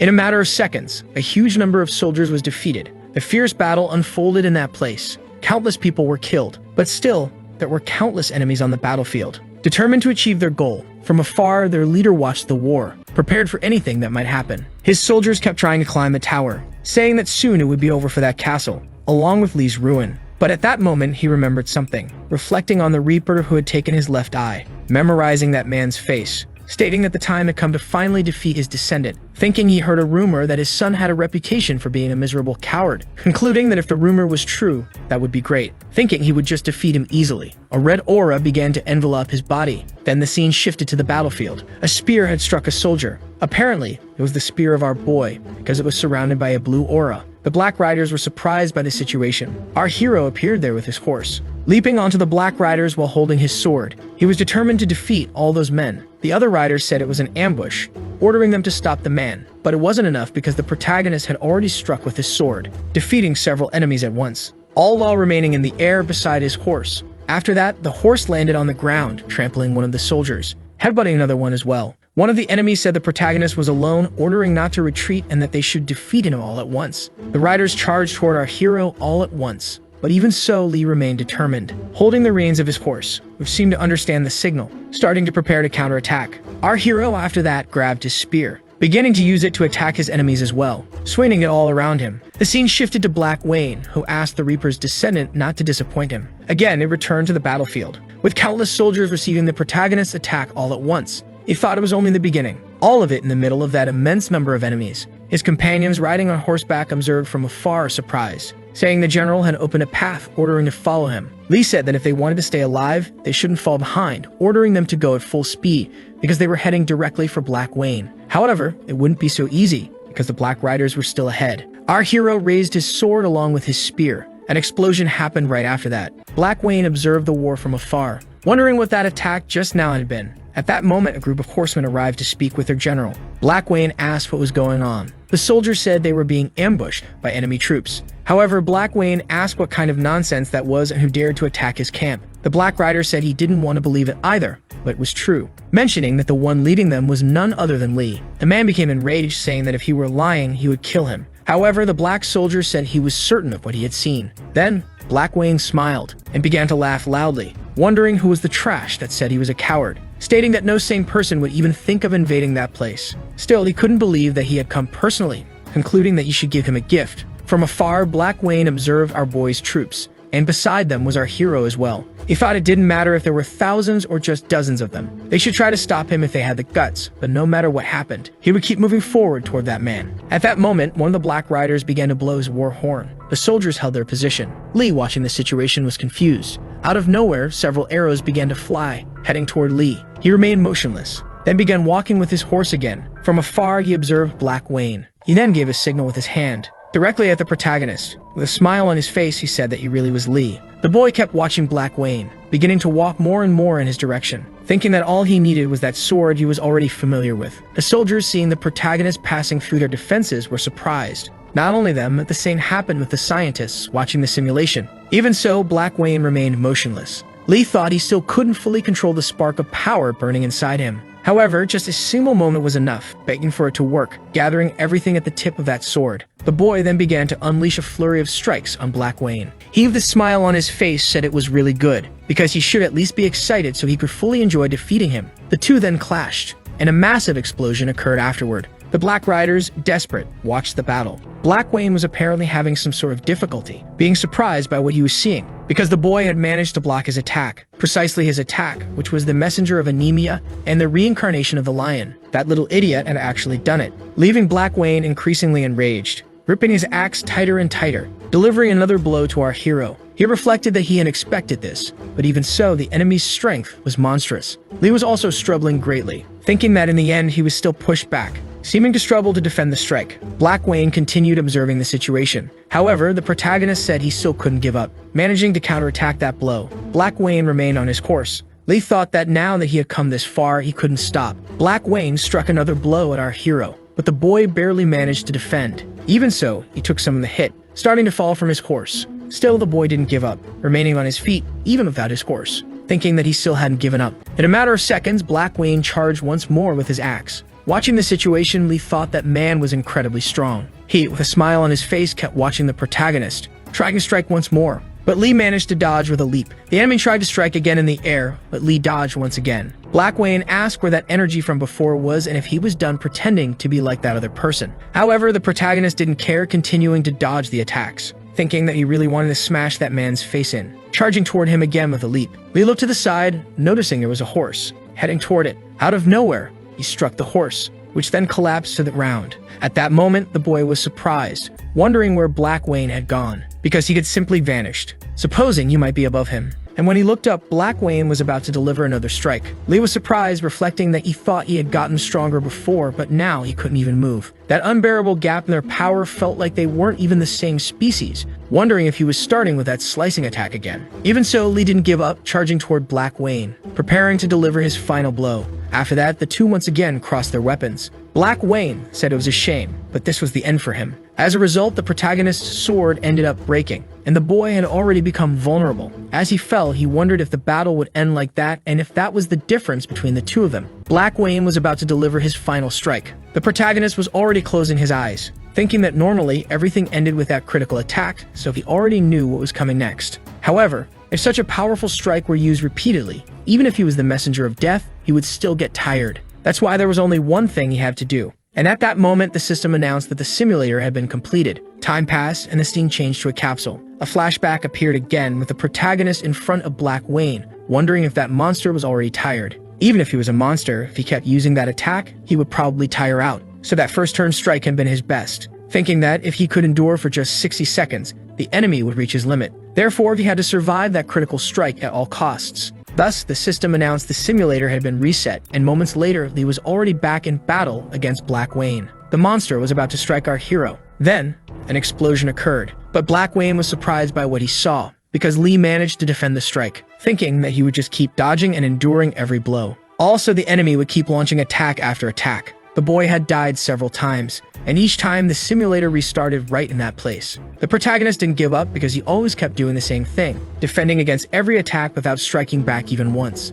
But even then, it hadn't been enough. Black Wayne, watching Lee's movements, was surprised. Right after that, he delivered another blow, asking to make things more and more fun. Thus, Lee began advancing toward Black Wayne. About to deliver another strike, he thought there were only 30 seconds left to hold the enemy. The two then crossed their weapons. Black Wayne observed our hero, who apparently was having some kind of difficulty, but surprisingly managed to hold back Black Wayne's sword. He then charged once more at Lee, grabbing the poor boy by the head, hurling him far away, smashing him into the ground. Lee, meanwhile, was suffering. Then he began to receive a flurry of attacks. The protagonist, in his thoughts, stated there was just a little more to go, and the simulator restarted once again. Black Wayne had once again charged toward the boy. He, in turn, was holding off the attack. Still, he was having a very hard time. All just to hold off that man for only 60 seconds, thinking that, until he got tired, he had to keep doing this, because that battle would be the end. In the middle of that situation, Lee grew thoughtful, reflecting that, ever since he stepped into that hell, perhaps the outcome had already been written in the stars, alongside all the countless deaths he had endured, because they weren't just meaningless dog deaths either. Amid all of that, Lee said he just needed to hold on for 10 more seconds, enduring even if he felt like he would be killed. Lee, even while taking numerous hits, remained standing. Trying to endure, he thought there were only 9 seconds left. Black Wayne, meanwhile, seemed irritated that he couldn't land a single blow. Then, our hero smiled. After that, he let go of his weapon, throwing it toward Black Wayne. The boy thought there were only 7 seconds remaining. Then he placed his foot on Black Wayne's axe, charging toward the enemy, managing to grab his sword once again, leaping toward the man. But the enemy tried to retreat, surprised by what had just happened. Still, the protagonist was locked in, charging straight toward the man. He thought that losing a battle was simple, because he could just give up. But something else happened if he persisted, because the battle would simply continue.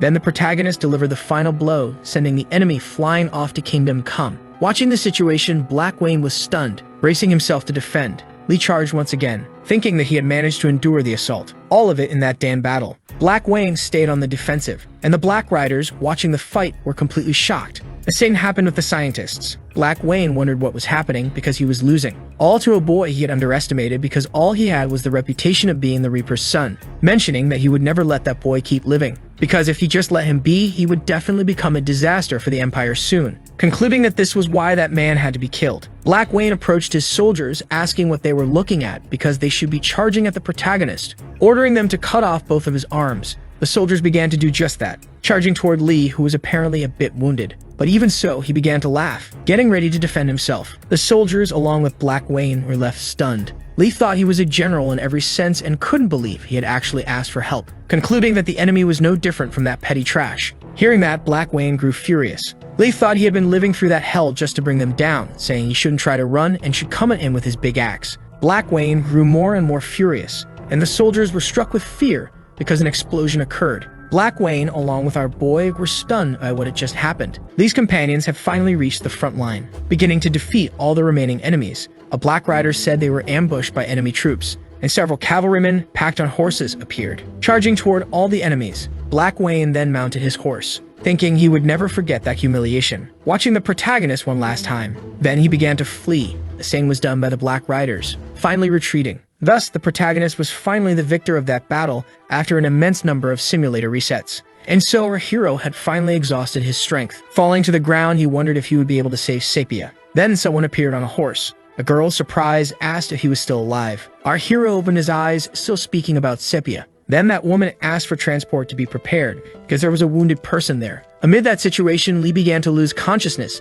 thinking that when his eyes opened again, he wanted Sepia to appear. Thus, time passed once again. A voice said that long ago, a girl left the battlefield. With 2 drops of tears, she left behind a ring with a promise of her return. Years passed, and the girl waited endlessly. But in the end, the girl, unfortunately, couldn't return to the battlefield, and the promise of the ring simply wasn't fulfilled. The scene shifted to another place. Our hero regained consciousness, thinking he had heard someone calling his name. Lee tried to move, but then realized he was chained. Looking around, he noticed he was back. But this time it was different, because besides being chained, some of his soldiers were watching him. The blonde girl appeared again, asking if he had come to his senses. The protagonist asked if, by any chance, he couldn't go back, and if it wasn't the end yet, but even so, he had managed to get through that hell. One of the soldiers tried to grab his sword, but the other Maria asked him to stop, because she assumed he still didn't understand the situation, since that was a chain used in the castle. Maria sat on a chair, ordering Lee to tell her everything he knew. Recognizing the woman, Lee asked if she was the girl he had seen on the press earlier, concluding that they should only start doing that after dying. Our hero seemed irritated, starting to try breaking free from those chains.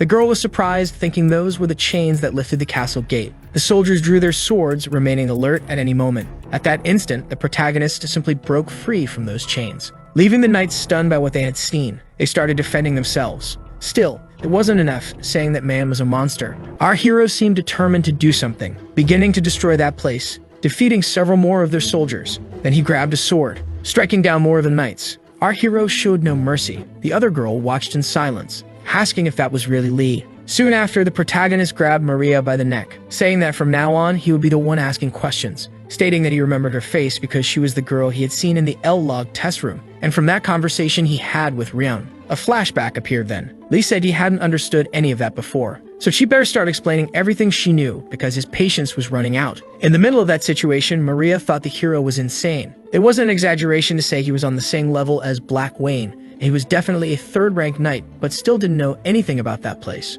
After that, our hero asked why no one in that place listened to him, grabbing Maria by the leg, saying that since he had gone to that world with her, if they both died, they would probably be reset. However, Maria didn't understand any of it, asking what he was talking about. The protagonist began squeezing the girl's leg harder and harder. She seemed to be in a lot of pain. Lee said she'd be fine since she'd be restarted anyway, and she just had to endure the pain until death. Lee gripped her leg tighter and tighter. The girl appeared to be in severe pain, and her screams could be heard from outside. The soldiers, hearing all of it, seemed confused. Beginning to peek inside the gate, the scene returned to the interior, and the protagonist said that this time it would be the other leg. But the girl begged him not to do it, saying she would tell him everything. Hearing that, Lee smiled. The girl said she had one condition, that he had to be her ally and help her fight. Lee kept listening in silence, asking if she thought she was in any position to negotiate with him at that very moment. The girl seemed desperate. Lee asked why she was doing all that for a mere game. Maria, surprised, asked if he really thought that was a game, but in fact, it wasn't. Lee asked what she meant, wondering if it wasn't actually a real game.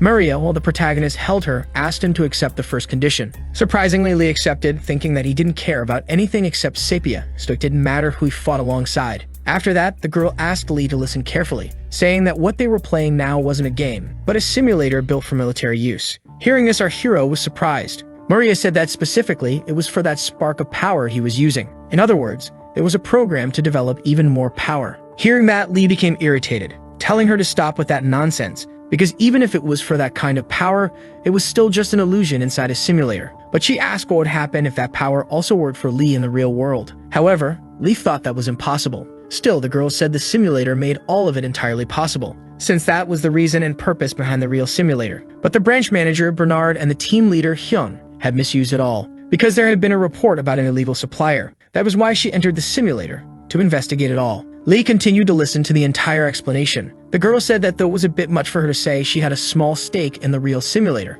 After hearing the full explanation, Lee asked why he had entered and taken part in all of this. Because he had nothing to do with any military testing or illegal supplies. He was just a regular high school student, who only wanted to play a more realistic game. Then the girl said that Lee was just another unlucky guy, randomly selected from among countless beta testers. Hearing that, our hero grew more and more irritated, asking if she really thought he would believe that. Then the girl no longer had a response. Lee continued holding her by the neck. Soon after, she said she had no idea why he had been chosen from among all the players. And even if they defeated her countless times, her answer would remain the same. Watching the situation, Lee grew increasingly furious. With a smile on her face, the girl asked if he had already figured it out. Because, ignoring all the initial reasons, that simulator had been turned into a hell just to erase his existence, telling him to keep that in mind. Because to achieve that goal, the branch manager was even willing to sell his weapons to the devil. Then the scene shifted to another location. The manager told the team leader that his strategy to handle the situation should succeed, and Hyung said he would never disappoint him. Then he ended the call.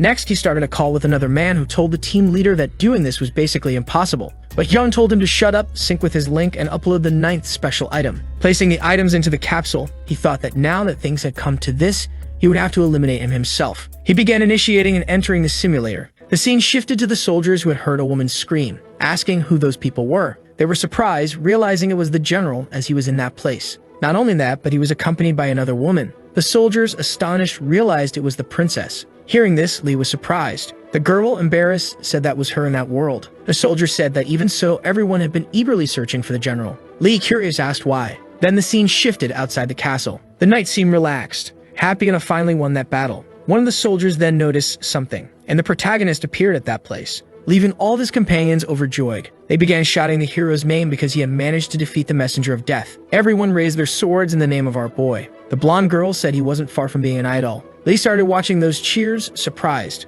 The girl apologized for interrupting, but said there was something he needed to know. Because if he truly wanted to leave that simulator, he not only had to defeat Black Wayne, but also behead him. Hearing that, our hero smiled, saying that from the moment he was dragged into that place, that was the answer he had been looking for. A flashback appeared in our hero's mind from the time he first entered the simulator. Back then, he didn't understand anything and was desperate, wondering how he could get out of the place. But now finally, he had a goal to fight for, concluding that he couldn't believe how many times he had heard that he had to fight from the beginning. But even so, it was just a cheap joke, not even a funny one. Thus, time passed once again, and the scene changed to another location. A hooded man began entering a tent. Black Wayne asked if he had come to that place to fix his ruined halberd, calling the hooded man a mage. Removing his hood, the man said that if the general required it, instead of repairing it, he could forge a new and stronger halberd. It was revealed to be Hyun, who said that the reason he had come so late at night was to deliver an order from the second prince, because he had a brilliant enough plan to secure victory in that battle. Black Wayne asked what he meant by that, and Ryung said he just needed to let his soldiers be the vanguard during tomorrow's battle. The scene shifted to a voice speaking about a girl who hadn't returned. Everyone said she was already dead, but still she could be felt. Far away on a battlefield, somewhere he was sure that girl might still be alive. So to a land where endless blood was shed and cries of pain still echoed,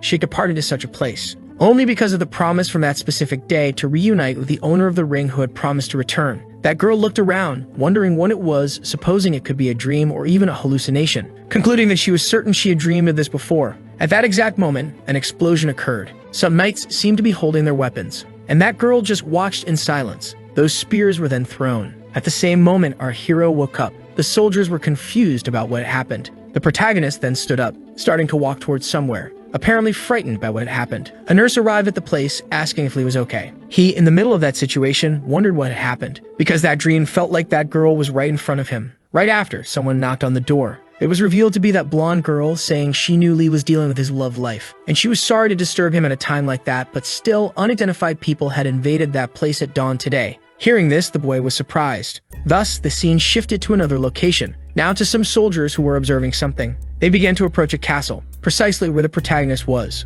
A soldier said he expected them to invade in waves as soon as the sun rose, and another soldier asked what they were. Lee watched the knights from afar, thinking that Black Wayne wouldn't show up, wondering what those soldiers were. Not only that, but they wore very peculiar clothing, and there were only 9 of them. The scene shifted to Black Wayne, asking if he believed that only those idiots would be enough to bring victory in this battle. Kyung in turn was also at the site, saying yes, because he would definitely bring the head of that descendant, thinking that at that moment he entered there, failure was not an option. Ordering them to advance all at once, the soldiers seemed determined and a purple aura began to surround them, beginning their march, advancing directly toward that castle. Lee, seeing all of this, was surprised. Black Wayne just watched in silence. The 9 enemies began to move into their battle positions. The protagonist's companions, seeing the movements of the other soldiers, said it even looked like a dragon. The blonde girl, seeing this, just watched surprised, and the Black Knights advanced more and more, going directly toward the castle. After that, they launched an attack on the gate. The soldiers were frightened by what had happened. However, it wasn't enough for the other knights because they continued attacking the gate.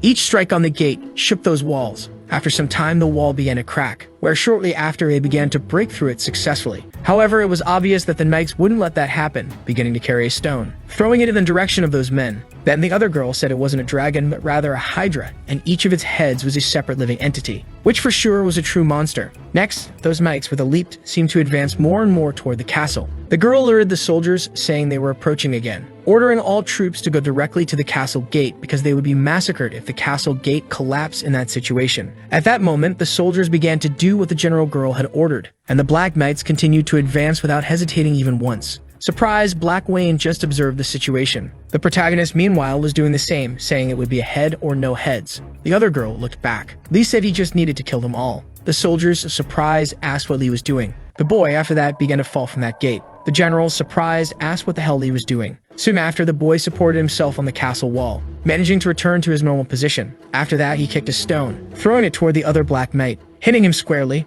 But still it wasn't enough, because he managed to break it with his sword. Observing the situation, our hero smiled, striking a blow with his sword at the knight in the front, initiating a sequence of attacks on those 9 Black Knights, who apparently suffered some kind of damage. But still, the protagonist kept attacking each one of them. After a while, Lee finally paused his strikes, Black Wayne and the other girl were surprised by what had happened. Then the soldiers began to cheer for Lee to win. However, the other girl observed the situation, surprised, thinking that the Hydra was an existence that should not have appeared in that simulator in the first place. Concluding that this must be a special product from Hyun meant to eliminate the protagonist who had awakened unexpectedly. Wondering what kind of battles Lee had gone through all this time, our hero was in the midst of an immense number of soldiers and a shadow mounted on a horse was approaching him. It was revealed to be Black Wayne, who asked Hyun if this was the reason he asked for the vanguard position, and if it was just to show this vision to the enemy. However, Hyun asked him to be quiet, saying that all of this was just the beginning, because from now on he would continue to present him with a real hell that would never end. Using part of the soldiers, he apparently performed some kind of magic. The other girl was surprised, wondering if that was the true nature of the Hydra. At that moment, some drops of blood seemed to surround the protagonist. Surprisingly, from them, a human emerged. Lee, shocked, asked if they had mobilized zombies. Black Wayne realized it was an unbreakable puppet, saying he had brought a very interesting toy. Then that blood finally took the form of a complete human, beginning to advance for the protagonist. With his sword, he was about to strike. The other girl just watched, surprised, thinking that it simply wasn't possible, ordering Lee to stop, thinking that if she wasn't mistaken about what she had just seen, no matter how strong he had become, because he could never win a battle against them. Hyun watched the fight from afar, saying that even if he discovered the truth, that would be the end for Lee, something that couldn't be changed. The scene shifted again to our hero, who continued battling that monster, raining down a blow with his sword, seemingly having some effect. However, the boy was surprised by what he saw. More soldiers appeared on the battlefield, advancing directly toward the boy. He then took his defensive stance, managing to block all those attacks. Then he began to counterattack, managing to defeat a few more soldiers. His companions observed the fight, surprised. Still, it wasn't enough, because the boy had much more to do. Meanwhile, his strength was slowly being depleted. Black Wayne, along with his companions, watched the fight, surprised, realizing that their allies were being gradually wiped out. However, the other 9 knights remained standing, managing to land a direct hit on the protagonist. The other men took advantage of the situation and did the same,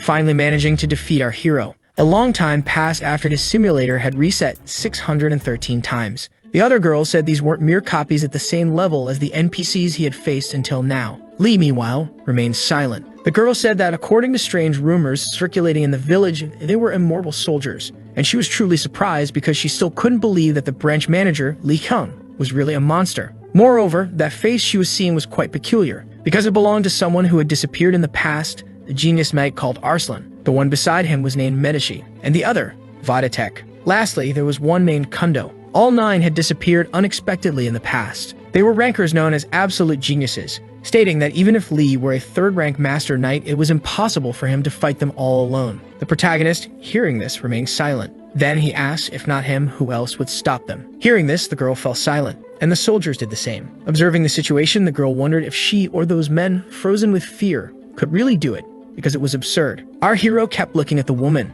She thought that apparently she has something to do, and even if it was reckless and shameful, the only one she could trust to face the hell was Lee, because he was the only person capable of doing it. Then the girl took a necklace, asking the protagonist to keep it. The boy looked at it, surprised, recognizing that item. She said it was more than just a pendant, as she had been keeping it for 7 years to use in an emergency, and it was called a Terra crystal. Lee was surprised, asking why she was giving him something so important, and the girl said it was meant to be used at a time like this. This was a desperate situation in which if he fell, she would die too, so she had no choice but to give her all in trust in the protagonist. Hearing that, he was surprised, thinking that there was only one person who had acted like that in that place, which was specifically Sepia. With a smile on his face, the boy thought that meant he wasn't alone after all, and taking the pendant, he began to descend onto the battlefield, heading straight toward those 9 black knights. Beginning to look around the battlefield, without wasting time, the men charged toward the protagonist. He, while holding that pendant, thought it felt so vivid, because that wave of strength was twisting there like a will, which was different. Watching the battle, the girl was surprised. Lee thought that, although maybe not as much as him, that girl must have also been truly desperate to survive that hell. And that was probably why she gave him that pendant. The boy began to charge at those knights, throwing the pendant into the air, shattering it with his sword, telling them not to get in his way anymore. An explosion occurred right after. The protagonist struck that knight. Black Wayne, seeing the situation, remained silent. Hyun, seeing what had happened, was surprised, because one of the 9 knights had simply been defeated. Lee observed the situation, landing another blow on the next knight, asking if he could still keep regenerating. Blood then began to spread. Hyun thought that even the special product he had created was turned into red sand, not believing that the data had been irreversibly destroyed. Growing extremely angry at that situation, wondering how Lee dared to push him that far. Thus, the man began to use a ring, saying he would definitely put an end to him. After that, he vanished. The scene changed to another place, and the man was already wearing his hood, saying he would definitely kill the protagonist. It was revealed that the man was standing right in front of Sepia. She meanwhile remained unconscious. The nurse, surprised, noticed the man and asked who he was. He said she was just an insignificant NPC, and for that reason, should stop bothering him. Then the scene shifted to the protagonist's soldiers, who were still cheering for him to win. The other girl was surprised, thinking that even using her pendant, the boy was still a monster. Lee, for his part, remained standing on the battlefield. At that moment, he was surprised by something. The girl also seemed to have noticed it. At that same moment, a soldier appeared, telling the princess that something had happened in the infirmary, because there had been an enemy ambush precisely in that place. An explosion followed. Ketchup began to spread through the area. The protagonist, witnessing the situation, was shocked, beginning to shout Sepia's name. Moments later, our hero was already at the scene, stunned by what he had seen. Realizing Hyung was there, he said it had been a long time since he'd seen Lee, claiming it was the same for Miss Maria, stating he would also take Sepia with him, and that obviously he couldn't promise she would remain unharmed. Seeing the situation, Lee became extremely frustrated, grabbing his sword and charging at the man, striking an attack at him. But the man had simply disappeared. Our hero, frustrated, said he was not a master knight, much less a direct descendant of a general's bloodline, as he was in fact just pathetic. An idiot who couldn't even stop someone precious from being taken right in front of him.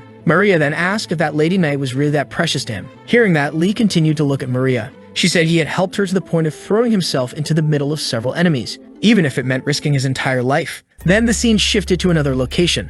Someone seemed to be kicking a person. It was revealed to be Hyun. Sepia, meanwhile, remained unconscious. Hyun asked what identity she had, if she could be a hacker or even an irregular. The girl, meanwhile, remained silent. Sepia then woke up, asking what he was so afraid of, questioning whether the higher-ups from the outside world had any real control over his life. Hyun, surprised, wondered how she could know that and how much more she knew. Sepia, in turn, said that maybe Hyun was afraid that that person might appear in that place. Hyun then became very angry, telling the girl to shut up, because being afraid was definitely far too optimistic a thought, since the moment Lee entered there to save her, he would definitely kill him, ensuring that none of them would be found in any corner of that world. Thus, the scene shifted to outside the tents, and several soldiers were listening to what was happening there. Hyun thought there wasn't much left, as no one had ever reached the 1000th scenario. Once she fell into that trap, she wouldn't be able to resist death. Then the scene shifted to our hero. The girl, meanwhile, wondered how important that woman was for the hero to act that way, asking if he was still going to invade that place. The protagonist then smiled. Maria, in turn, said that if that was his will, she wouldn't stop him. And if that was the path he would follow, then they should be allowed to follow it too.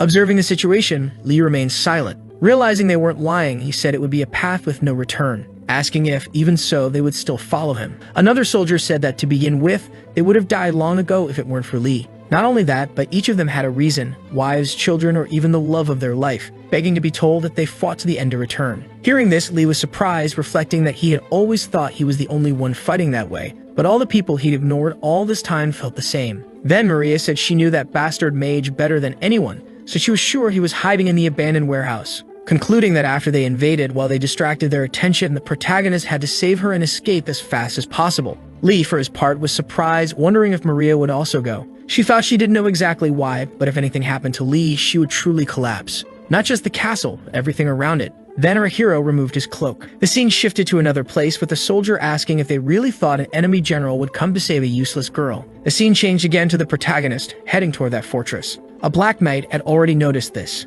but it was too late because Lee was already accompanied by all his soldiers. The Black Knights were shocked by what they saw. The scene changed to inside the fortress, with the soldiers saying that would be the last day she would see the descendant who came to save her. But Lee, meanwhile, kept approaching the fortress. Black Wayne, in turn, seemed to have already noticed the situation, saying that finally that descendant had arrived. A battle was already taking place there, and the protagonist began attacking some soldiers, and the knights inside the fortress said that the descendant had already shown up, ordering the defense unit to advance. An explosion followed. A knight asked what the commotion was. Sepia, meanwhile, remained silent. A flashback appeared in her mind of the girl walking through the middle of a battlefield. After that, she had arrived apparently in a village. Collapsing in the middle of the street, unconscious. A carriage, meanwhile, was passing by. The girl, little by little, closed her eyes. About to lose consciousness, someone approached her. Surprisingly, handed her a coin, asking if she was okay. The girl looked up to see who it was. It was revealed to be the protagonist, who, with tears on his face, asked who she was. Sepia, in turn, kept watching Lee with tears on her face. Then the scene shifted to another place, returning to the present with Sepia crying. The soldier asked what that was and if she was crying because she was afraid that Lee might be killed. At that moment, an explosion occurred in that place. Another knight appeared on the scene, surprised by what had happened. It It was revealed to be our hero, beginning to destroy the entire place, defeating countless soldiers in a matter of seconds, and meanwhile shouting for Sepia, asking where she was. The girl, meanwhile, watched the protagonist. The flashback appeared with a voice saying that, in the middle of a battle, a boy was summoned to the emperor's castle, and the reason was unknown. The girl said that from now on, he would be the lord of that castle. After some time, our hero girl, and eventually he became the emperor. After that whole damn flashback, the scene finally returned to the present, with the protagonist defeating those soldiers, shouting once again for Sepia. The girl continued watching our hero. The ropes binding her then tore apart. Without wasting a second, Lee embraced the girl, asking if she was okay and if she was hurt anywhere. Sepia, meanwhile, said nothing, thinking it didn't matter, even if he couldn't remember her, because she had always been the woman who chose to protect him by his side. More flashbacks appeared in Sepia's mind from when she first started learning swordsmanship. The scene shifted to another location with a door opening. The protagonist, along with his mother, were surprised. Sepia appeared there, dressed in her armor, thinking that even if only as the emperor's escort knight, being by his side was already enough. Time passed, and amid those seemingly endless days, a black beast ended up invading the place, trampling everything around it. Under its claws, in the end, fell a man, who was as strong as a god. The protagonist's heartbeat had gradually slowed, then disappeared as if it had never existed. Sepia's tears once again flowed endlessly. Then someone asked the girl not to cry, and an old woman began watching Sepia, saying that there was still one method to save the man, leaving the girl stunned by what she had heard. Then that old woman struck her staff, and a sort of magical circle appeared. The old woman said he would need to forget everything there and live a new life in another world, in another place. Sepia asked if she could go too. The old woman then said she would give her one chance. At the moment the protagonist faced danger, Sepia would have the right to protect him by his side beyond the boundary of worlds. Hearing that, Sepia smiled. Then she thanked the old woman. Thus, the scene shifted to the present, with Sepia thinking that was already enough. A flashback of that old woman appeared in her mind. The scene then shifted to a building. A car seemed to approach the location. Someone got out of the car, and several men appeared to be bowing to an old woman. She then entered the building. In front of her, several people lay on the ground. The security guard was surprised by everything that had happened, but bowed his head when that old woman began to approach. Observing the situation, the old woman said that meant that man had truly done many horrible things. Meanwhile, an old man was approaching an elevator. The other old woman also called out to the man, ordering him to be dragged away. The guards did what the woman had ordered. The man, desperate, said he didn't know what rumors she had heard to do this, but still begged her to listen to him first, beginning to plead for mercy. However, the old woman didn't want to hear it, asking where him was. The guard said it was exactly as she had predicted, because the man was currently inside the simulator. Without wasting time, the old woman said she had to hurry, so there would be no more children crying. The scene shifted again to the protagonist holding Sepia in his arms, saying she must be tired, but they needed to leave quickly, mentioning that the army was waiting for them. At that moment, Sepia regained consciousness, saying she was very happy, leaving our hero surprised by what he had heard, thinking that beyond Sepia, he had his own army of people who believed in him and entered the portal by his side. Lifting the girl in his arms, our hero said they needed to return together with their companions. All of them, without leaving a single person behind, because he was going to bring everyone back. Sometime later, our hero said they needed to return to the fortress as quickly as possible. However, with tears on his face, the other soldier asked for just the two of them to go, leaving Lee surprised by what he had heard. The other soldier asked him to go back home. At that moment, his companions had been struck. It was revealed that a horde of black knights was in the area, also surrounding Maria, who was at that location. Young men appeared at the scene asking if Maria was trying to simulate an assault using that fragile paper army. Hearing that, Maria said nothing more. From afar, someone was watching the entire situation mounted on a horse. It was revealed that Black Wayne was also there. He began observing the protagonist alongside Sepia. Moments later, the two stood face to face. Black Wayne said that if only he hadn't come there, at least more people would still be alive that night, concluding that it was truly a pity. Maria looked to the side, surprised that Black Wayne had appeared. She thought the reason he was called the Nemean Lion wasn't just because of his immense strength, but also due to his exceptional cunning. However, he was different now, as he was at the limit of his physical strength, holding on through sheer willpower. All of it after giving his all in the battle against the Hydras. For him, who was holding on thanks only to his will, those words from Black Wayne, blaming him for his comrades' deaths, were truly suffocating. And after that, the protagonist charged for the man, which became a crushing burden for him. Maria continued watching that scene, wondering what might happen if the two fought in the middle of that place. Because no matter how many times it happened, Lee always kept dying. Then Sepia asked Lee if the weight of his comrades' lives was truly heavy for him, or if it was the wishes they wanted to fulfill through him. Hearing all that, Lee remained silent, recalling all the wishes his soldiers had. Reluctantly, the protagonist answered yes. Sepia said that he truly could feel the weight of all their wishes. Then the girl grabbed the hero's sword. He asked what she was doing. Sepia, in turn, released the sword. saying that instead of being a burden on his shoulders, it should actually be a wing. Maria, meanwhile, watched their conversation from afar, wondering how Sepia could seem so calm in front of that boy. Meanwhile, the protagonist simply listened to what Sepia was saying. Soon after, Lee looked at his cloak, realizing that all his comrades' wishes were engraved upon it. Then, our hero smiled. Black Wayne observed the situation, wondering if the boy could truly smile in a place like that. Sepia, in turn, continued speaking, asking the boy to follow that hope. After that, she released the hero's arms, falling unconscious in the middle of that battlefield. The protagonist begged her to say something, but the girl was already without strength. Lee, for his part, said that he already understood what she was trying to say. Then, he returned to the battlefield, standing face to face with Black Wayne, beginning to walk toward the man. With a threatening gaze, he stared at him. Black Wayne, apparently, was feeling something, thinking that he felt no fear nor hostility, not even the Terra power. The protagonist kept watching his enemy calmly. Black Wayne wondered what he might be thinking. But in any case, now he was alone. Drawing his axe, he said that the exhausting war would finally end. He began advancing toward Lee, but the boy surprisingly remained very calm. Hyung, for his part, observed the battle from afar, wishing for the protagonist's death. Then the scene changed to another location, where a weapon was being fired. Some people had already been killed. The security officer said that from that moment on, access privilege to Korea's E-Log simulator would be revoked, ordering everyone in the control room to be detained until specific disciplinary action was determined. Then the old woman from before appeared at the scene, asking what the current situation inside the simulation was. But apparently there was no good news, because a worrying situation had occurred, leaving the old woman shocked by what she had heard, realizing that countless things had happened to those children, thinking that it was definitely a cruel fate for them. The scene returned once more to the battlefield, with Black Wayne launching an attack at our hero, but he managed to block the blow, and surprisingly remained calm in the middle of that battle. But for Black Wayne, it was different, as he was shocked by everything the protagonist was doing. The same was true for Hyung, who couldn't understand how Lee was managing to block all those attacks. Maria observed the battle, focused, wondering how he could block that blow as if it were nothing, even though he was a third-rank Master Knight, wanting to know who Lee really was. In the protagonist's thoughts, he wondered what he was doing, because, in truth, he didn't feel any weight in his sword, nor even Black Wayne's attack. A man grew very angry, asking what the boy was planning all those tricks. But Lee simply focused on the battle, remaining silent. He managed to dodge all of Black Wayne's strikes. Apparently, he had even forced the man to retreat. But pressing forward once more, Black Wayne shouted at him not to be an idiot, demanding that he activate his Terra power. Swinging his axe again, he struck at the protagonist. But within seconds, Lee vanished, reappearing elsewhere.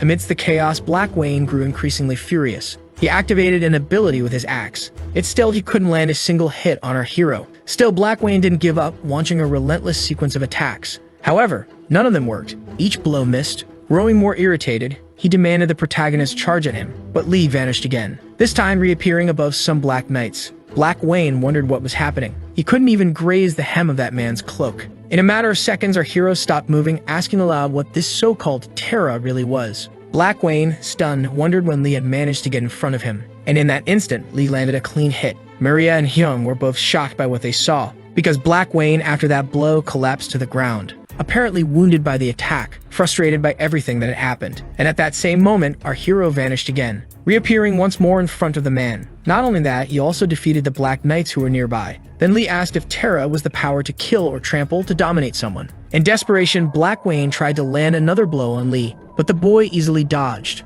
raising his sword to attack once more, striking Black Wayne, who was thrown far back. Lee asked if Terra was a sensation from another world that rises from the depths of one's consciousness to face a formidable foe. But Black Wayne could no longer respond. He was too badly wounded. The soldiers, along with Maria, were stunned by what they had witnessed. Maria wondered what was happening, thinking that if Lee went beyond that limit, perhaps he would never be able to return. Sepia watched the battle in silence. Hyung, meanwhile, was desperate, shouting for Black Wayne to get up, thinking that even if he was just a mere copy, he still couldn't die, ordering him to get up immediately. Even if he had to risk his life, he would kill that boy. With a cold stare, the protagonist watched Black Wayne, who, frustrated, wondered how he couldn't defeat that boy, just a dumb kid like him. Then Lee said that the power they were using was something impossible for ordinary knights to even think of challenging. Black Wayne, confused, asked what he meant by that. Lee said they had overcome the fear of facing such terrifying and absolute power, that the precious lives which should have returned to their families were instead entrusted to him before disappearing, which meant they had truly been willing to sacrifice themselves,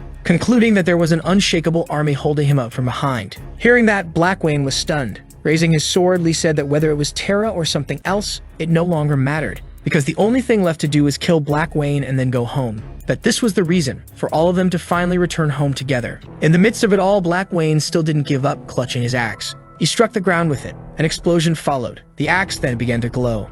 Lee, surprised, realized he couldn't reach the man. A mysterious force began to emerge, and Black Wayne started to scream. Apparently, he was managing to amplify his attributes. However, his axe began to crack. As an act of sacrifice, Black Wayne said that the protagonist would go down with him, leaving everyone around stunned by what was happening. Lee, however, remained silent, watching everything, and a blinding light filled the area. The same thing was happening outside. The other security officer said he thought they should find a way to stop the simulator, but the old woman asked them not to act, because interfering recklessly when everything was already overloaded would only place that child's life in even greater danger, concluding that the only thing they could do was keep watching, hoping that our hero could escape from that hell by his own strength. Then the scene returned once more to the battlefield, with Lee determined, wanting badly to win. Maria, meanwhile, seemed to be trying to stop something. In the middle of that moment, Lee thought he couldn't get any closer to that massive flame. With a smile on his face, Black Wayne said that with all of this, he would finish off the protagonist. Hyun, meanwhile, was just watching with a smile on his face, thinking that even that moment of death where everything appears will adjust the restart time, without leaving a single bit of his heart behind, concluding that everything will burn. Meanwhile, Lee outside the capsule seems to be feeling some kind of pain. Sometime later, the simulator had already restarted 756 times, and Lee thinks that it doesn't matter how many times he continues to burn, or even how many times he dies, much less how many times he starts over. He simply couldn't escape that hell, but still says that it won't be able to break him inside. Later, the simulator had already restarted 997 times, and Lee thinks he will not be turned to ashes, all because he has the wing that everyone entrusted to him. The scene returns to the outside with the guard asking what was happening. The protagonist, meanwhile, seemed to be a bit different, and a blue aura begins to envelop his body. Moments later, the simulator had restarted a total of 1,000 times, and something unknown appears behind our hero. And the guard outside that place says that is the appearance of the 8th Apostle. With that power, the protagonist begins to attack that immense number of Black Knights. The old woman just watches from her monitor, thinking that poor child was going through all that. However, for Lee, who was inside that battle, he only has the desire to end it by defeating Black Wayne. So the battle remains and continues. Maria, along with those Black Knights, also observed in silence. But Maria then begs the protagonist to stop, saying that if he goes any further, he will not be able to return. However, Lee with that look does not seem willing to give up, continuing to unleash a sequence of blows on Black Wayne. Moments later, a ring seems to begin to crack. In a matter of seconds, Hyun's ring is destroyed. Frustrated, he says he can't believe a high school kid like him ruined his plans and ended up becoming the 8th Apostle, ordering to stop with those jokes. He starts screaming Lee's name, calling him a loser. Then the scene cuts to outside that place. The capsule had finally released our hero, who in turn begins to levitate. The scene goes back into the simulator again, and our hero seems to be in a trance. With a cold stare, he observes his opponent, preparing his strike even outside the simulator, and he repeated it inside the simulator, stating that this will be the final blow to defeat Black Wayne. After that, he lands a punch on the man, who takes the hit directly. An explosion happens after that. A huge light begins to envelop the entire place. The knights are surprised by the whole situation. Hyun, frustrated, says he shouldn't have entered that simulator, stating he should get out immediately. But at the same moment, another person appears in the place, and an old woman orders him to stop and not even think about doing that. Hyun recognizes the woman, calling her the 4th Elder, asking how she is able to enter the simulator. Because if she is there because of those rumors, he states that it was all done under the branch manager's orders. But right after, the old woman approaches the guy, saying that everything was already fine, mentioning she couldn't stand hearing his screams anymore. At the same instant, Hyun begins to disintegrate, leaving only dust behind. Then the scene goes outside the capsule. Hyun had apparently passed away. The scene returns again to the simulator with Maria observing the battle. The protagonist remains standing without moving a muscle. Maria, in turn, is surprised to realize that Lee was still alive. However, the boy simply does not give any response. At that moment, the old woman appears, saying there isn't much time before his body collapses. Then our hero begins to feel the post-battle effects. With tears on her face, Maria begs the old woman to save the protagonist, because it must still be possible since he hasn't reached 1,000 deaths yet, even if it were necessary to seal his death. The old woman places her hand on Maria's head, saying that if she wants to protect someone, she should get stronger instead of crying.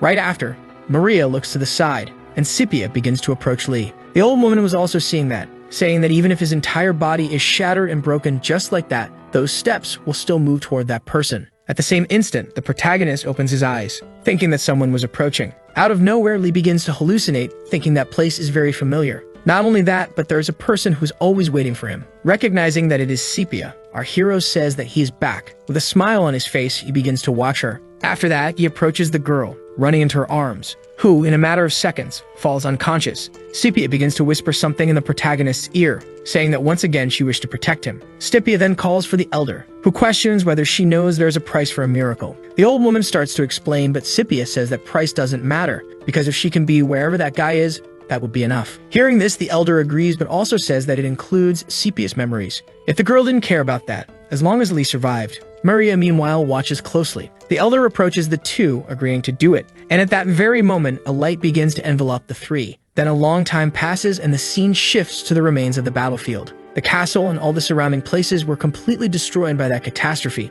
Only a minimal number of soldiers remained, yet Maria still stands tall. With that, the system announces that the simulator had finally come to an end. Then a light appears at the end of the tunnel. Someone looks out the window thinking it was snowing, and it's revealed to be the protagonist, thinking that a month ago he had an accident 8 kilometers from a house after the ceremony, and at that moment it was also raining. That's what his parents and the doctors said. He had been unconscious for a month and had lost part of his memories. But still, those swollen muscles don't make sense, much less those calloused hands, wondering if he had really just been lying there all that time. Then the scene shifts to outside that place. A girl was watching the building. It's revealed to be Sepia. Our hero also spots the girl, apparently recognizing her face. At the same moment, he leaves his room and starts running toward her. Meanwhile, she was just starting to leave a car, leaving the protagonist alone in that snow. The old woman inside the car asks if it's really okay to part ways like that, because after this, they'll never meet again. But Sepia says that someday they'll see each other again. So for her, it was already fine. Hearing this, the old woman simply smiles,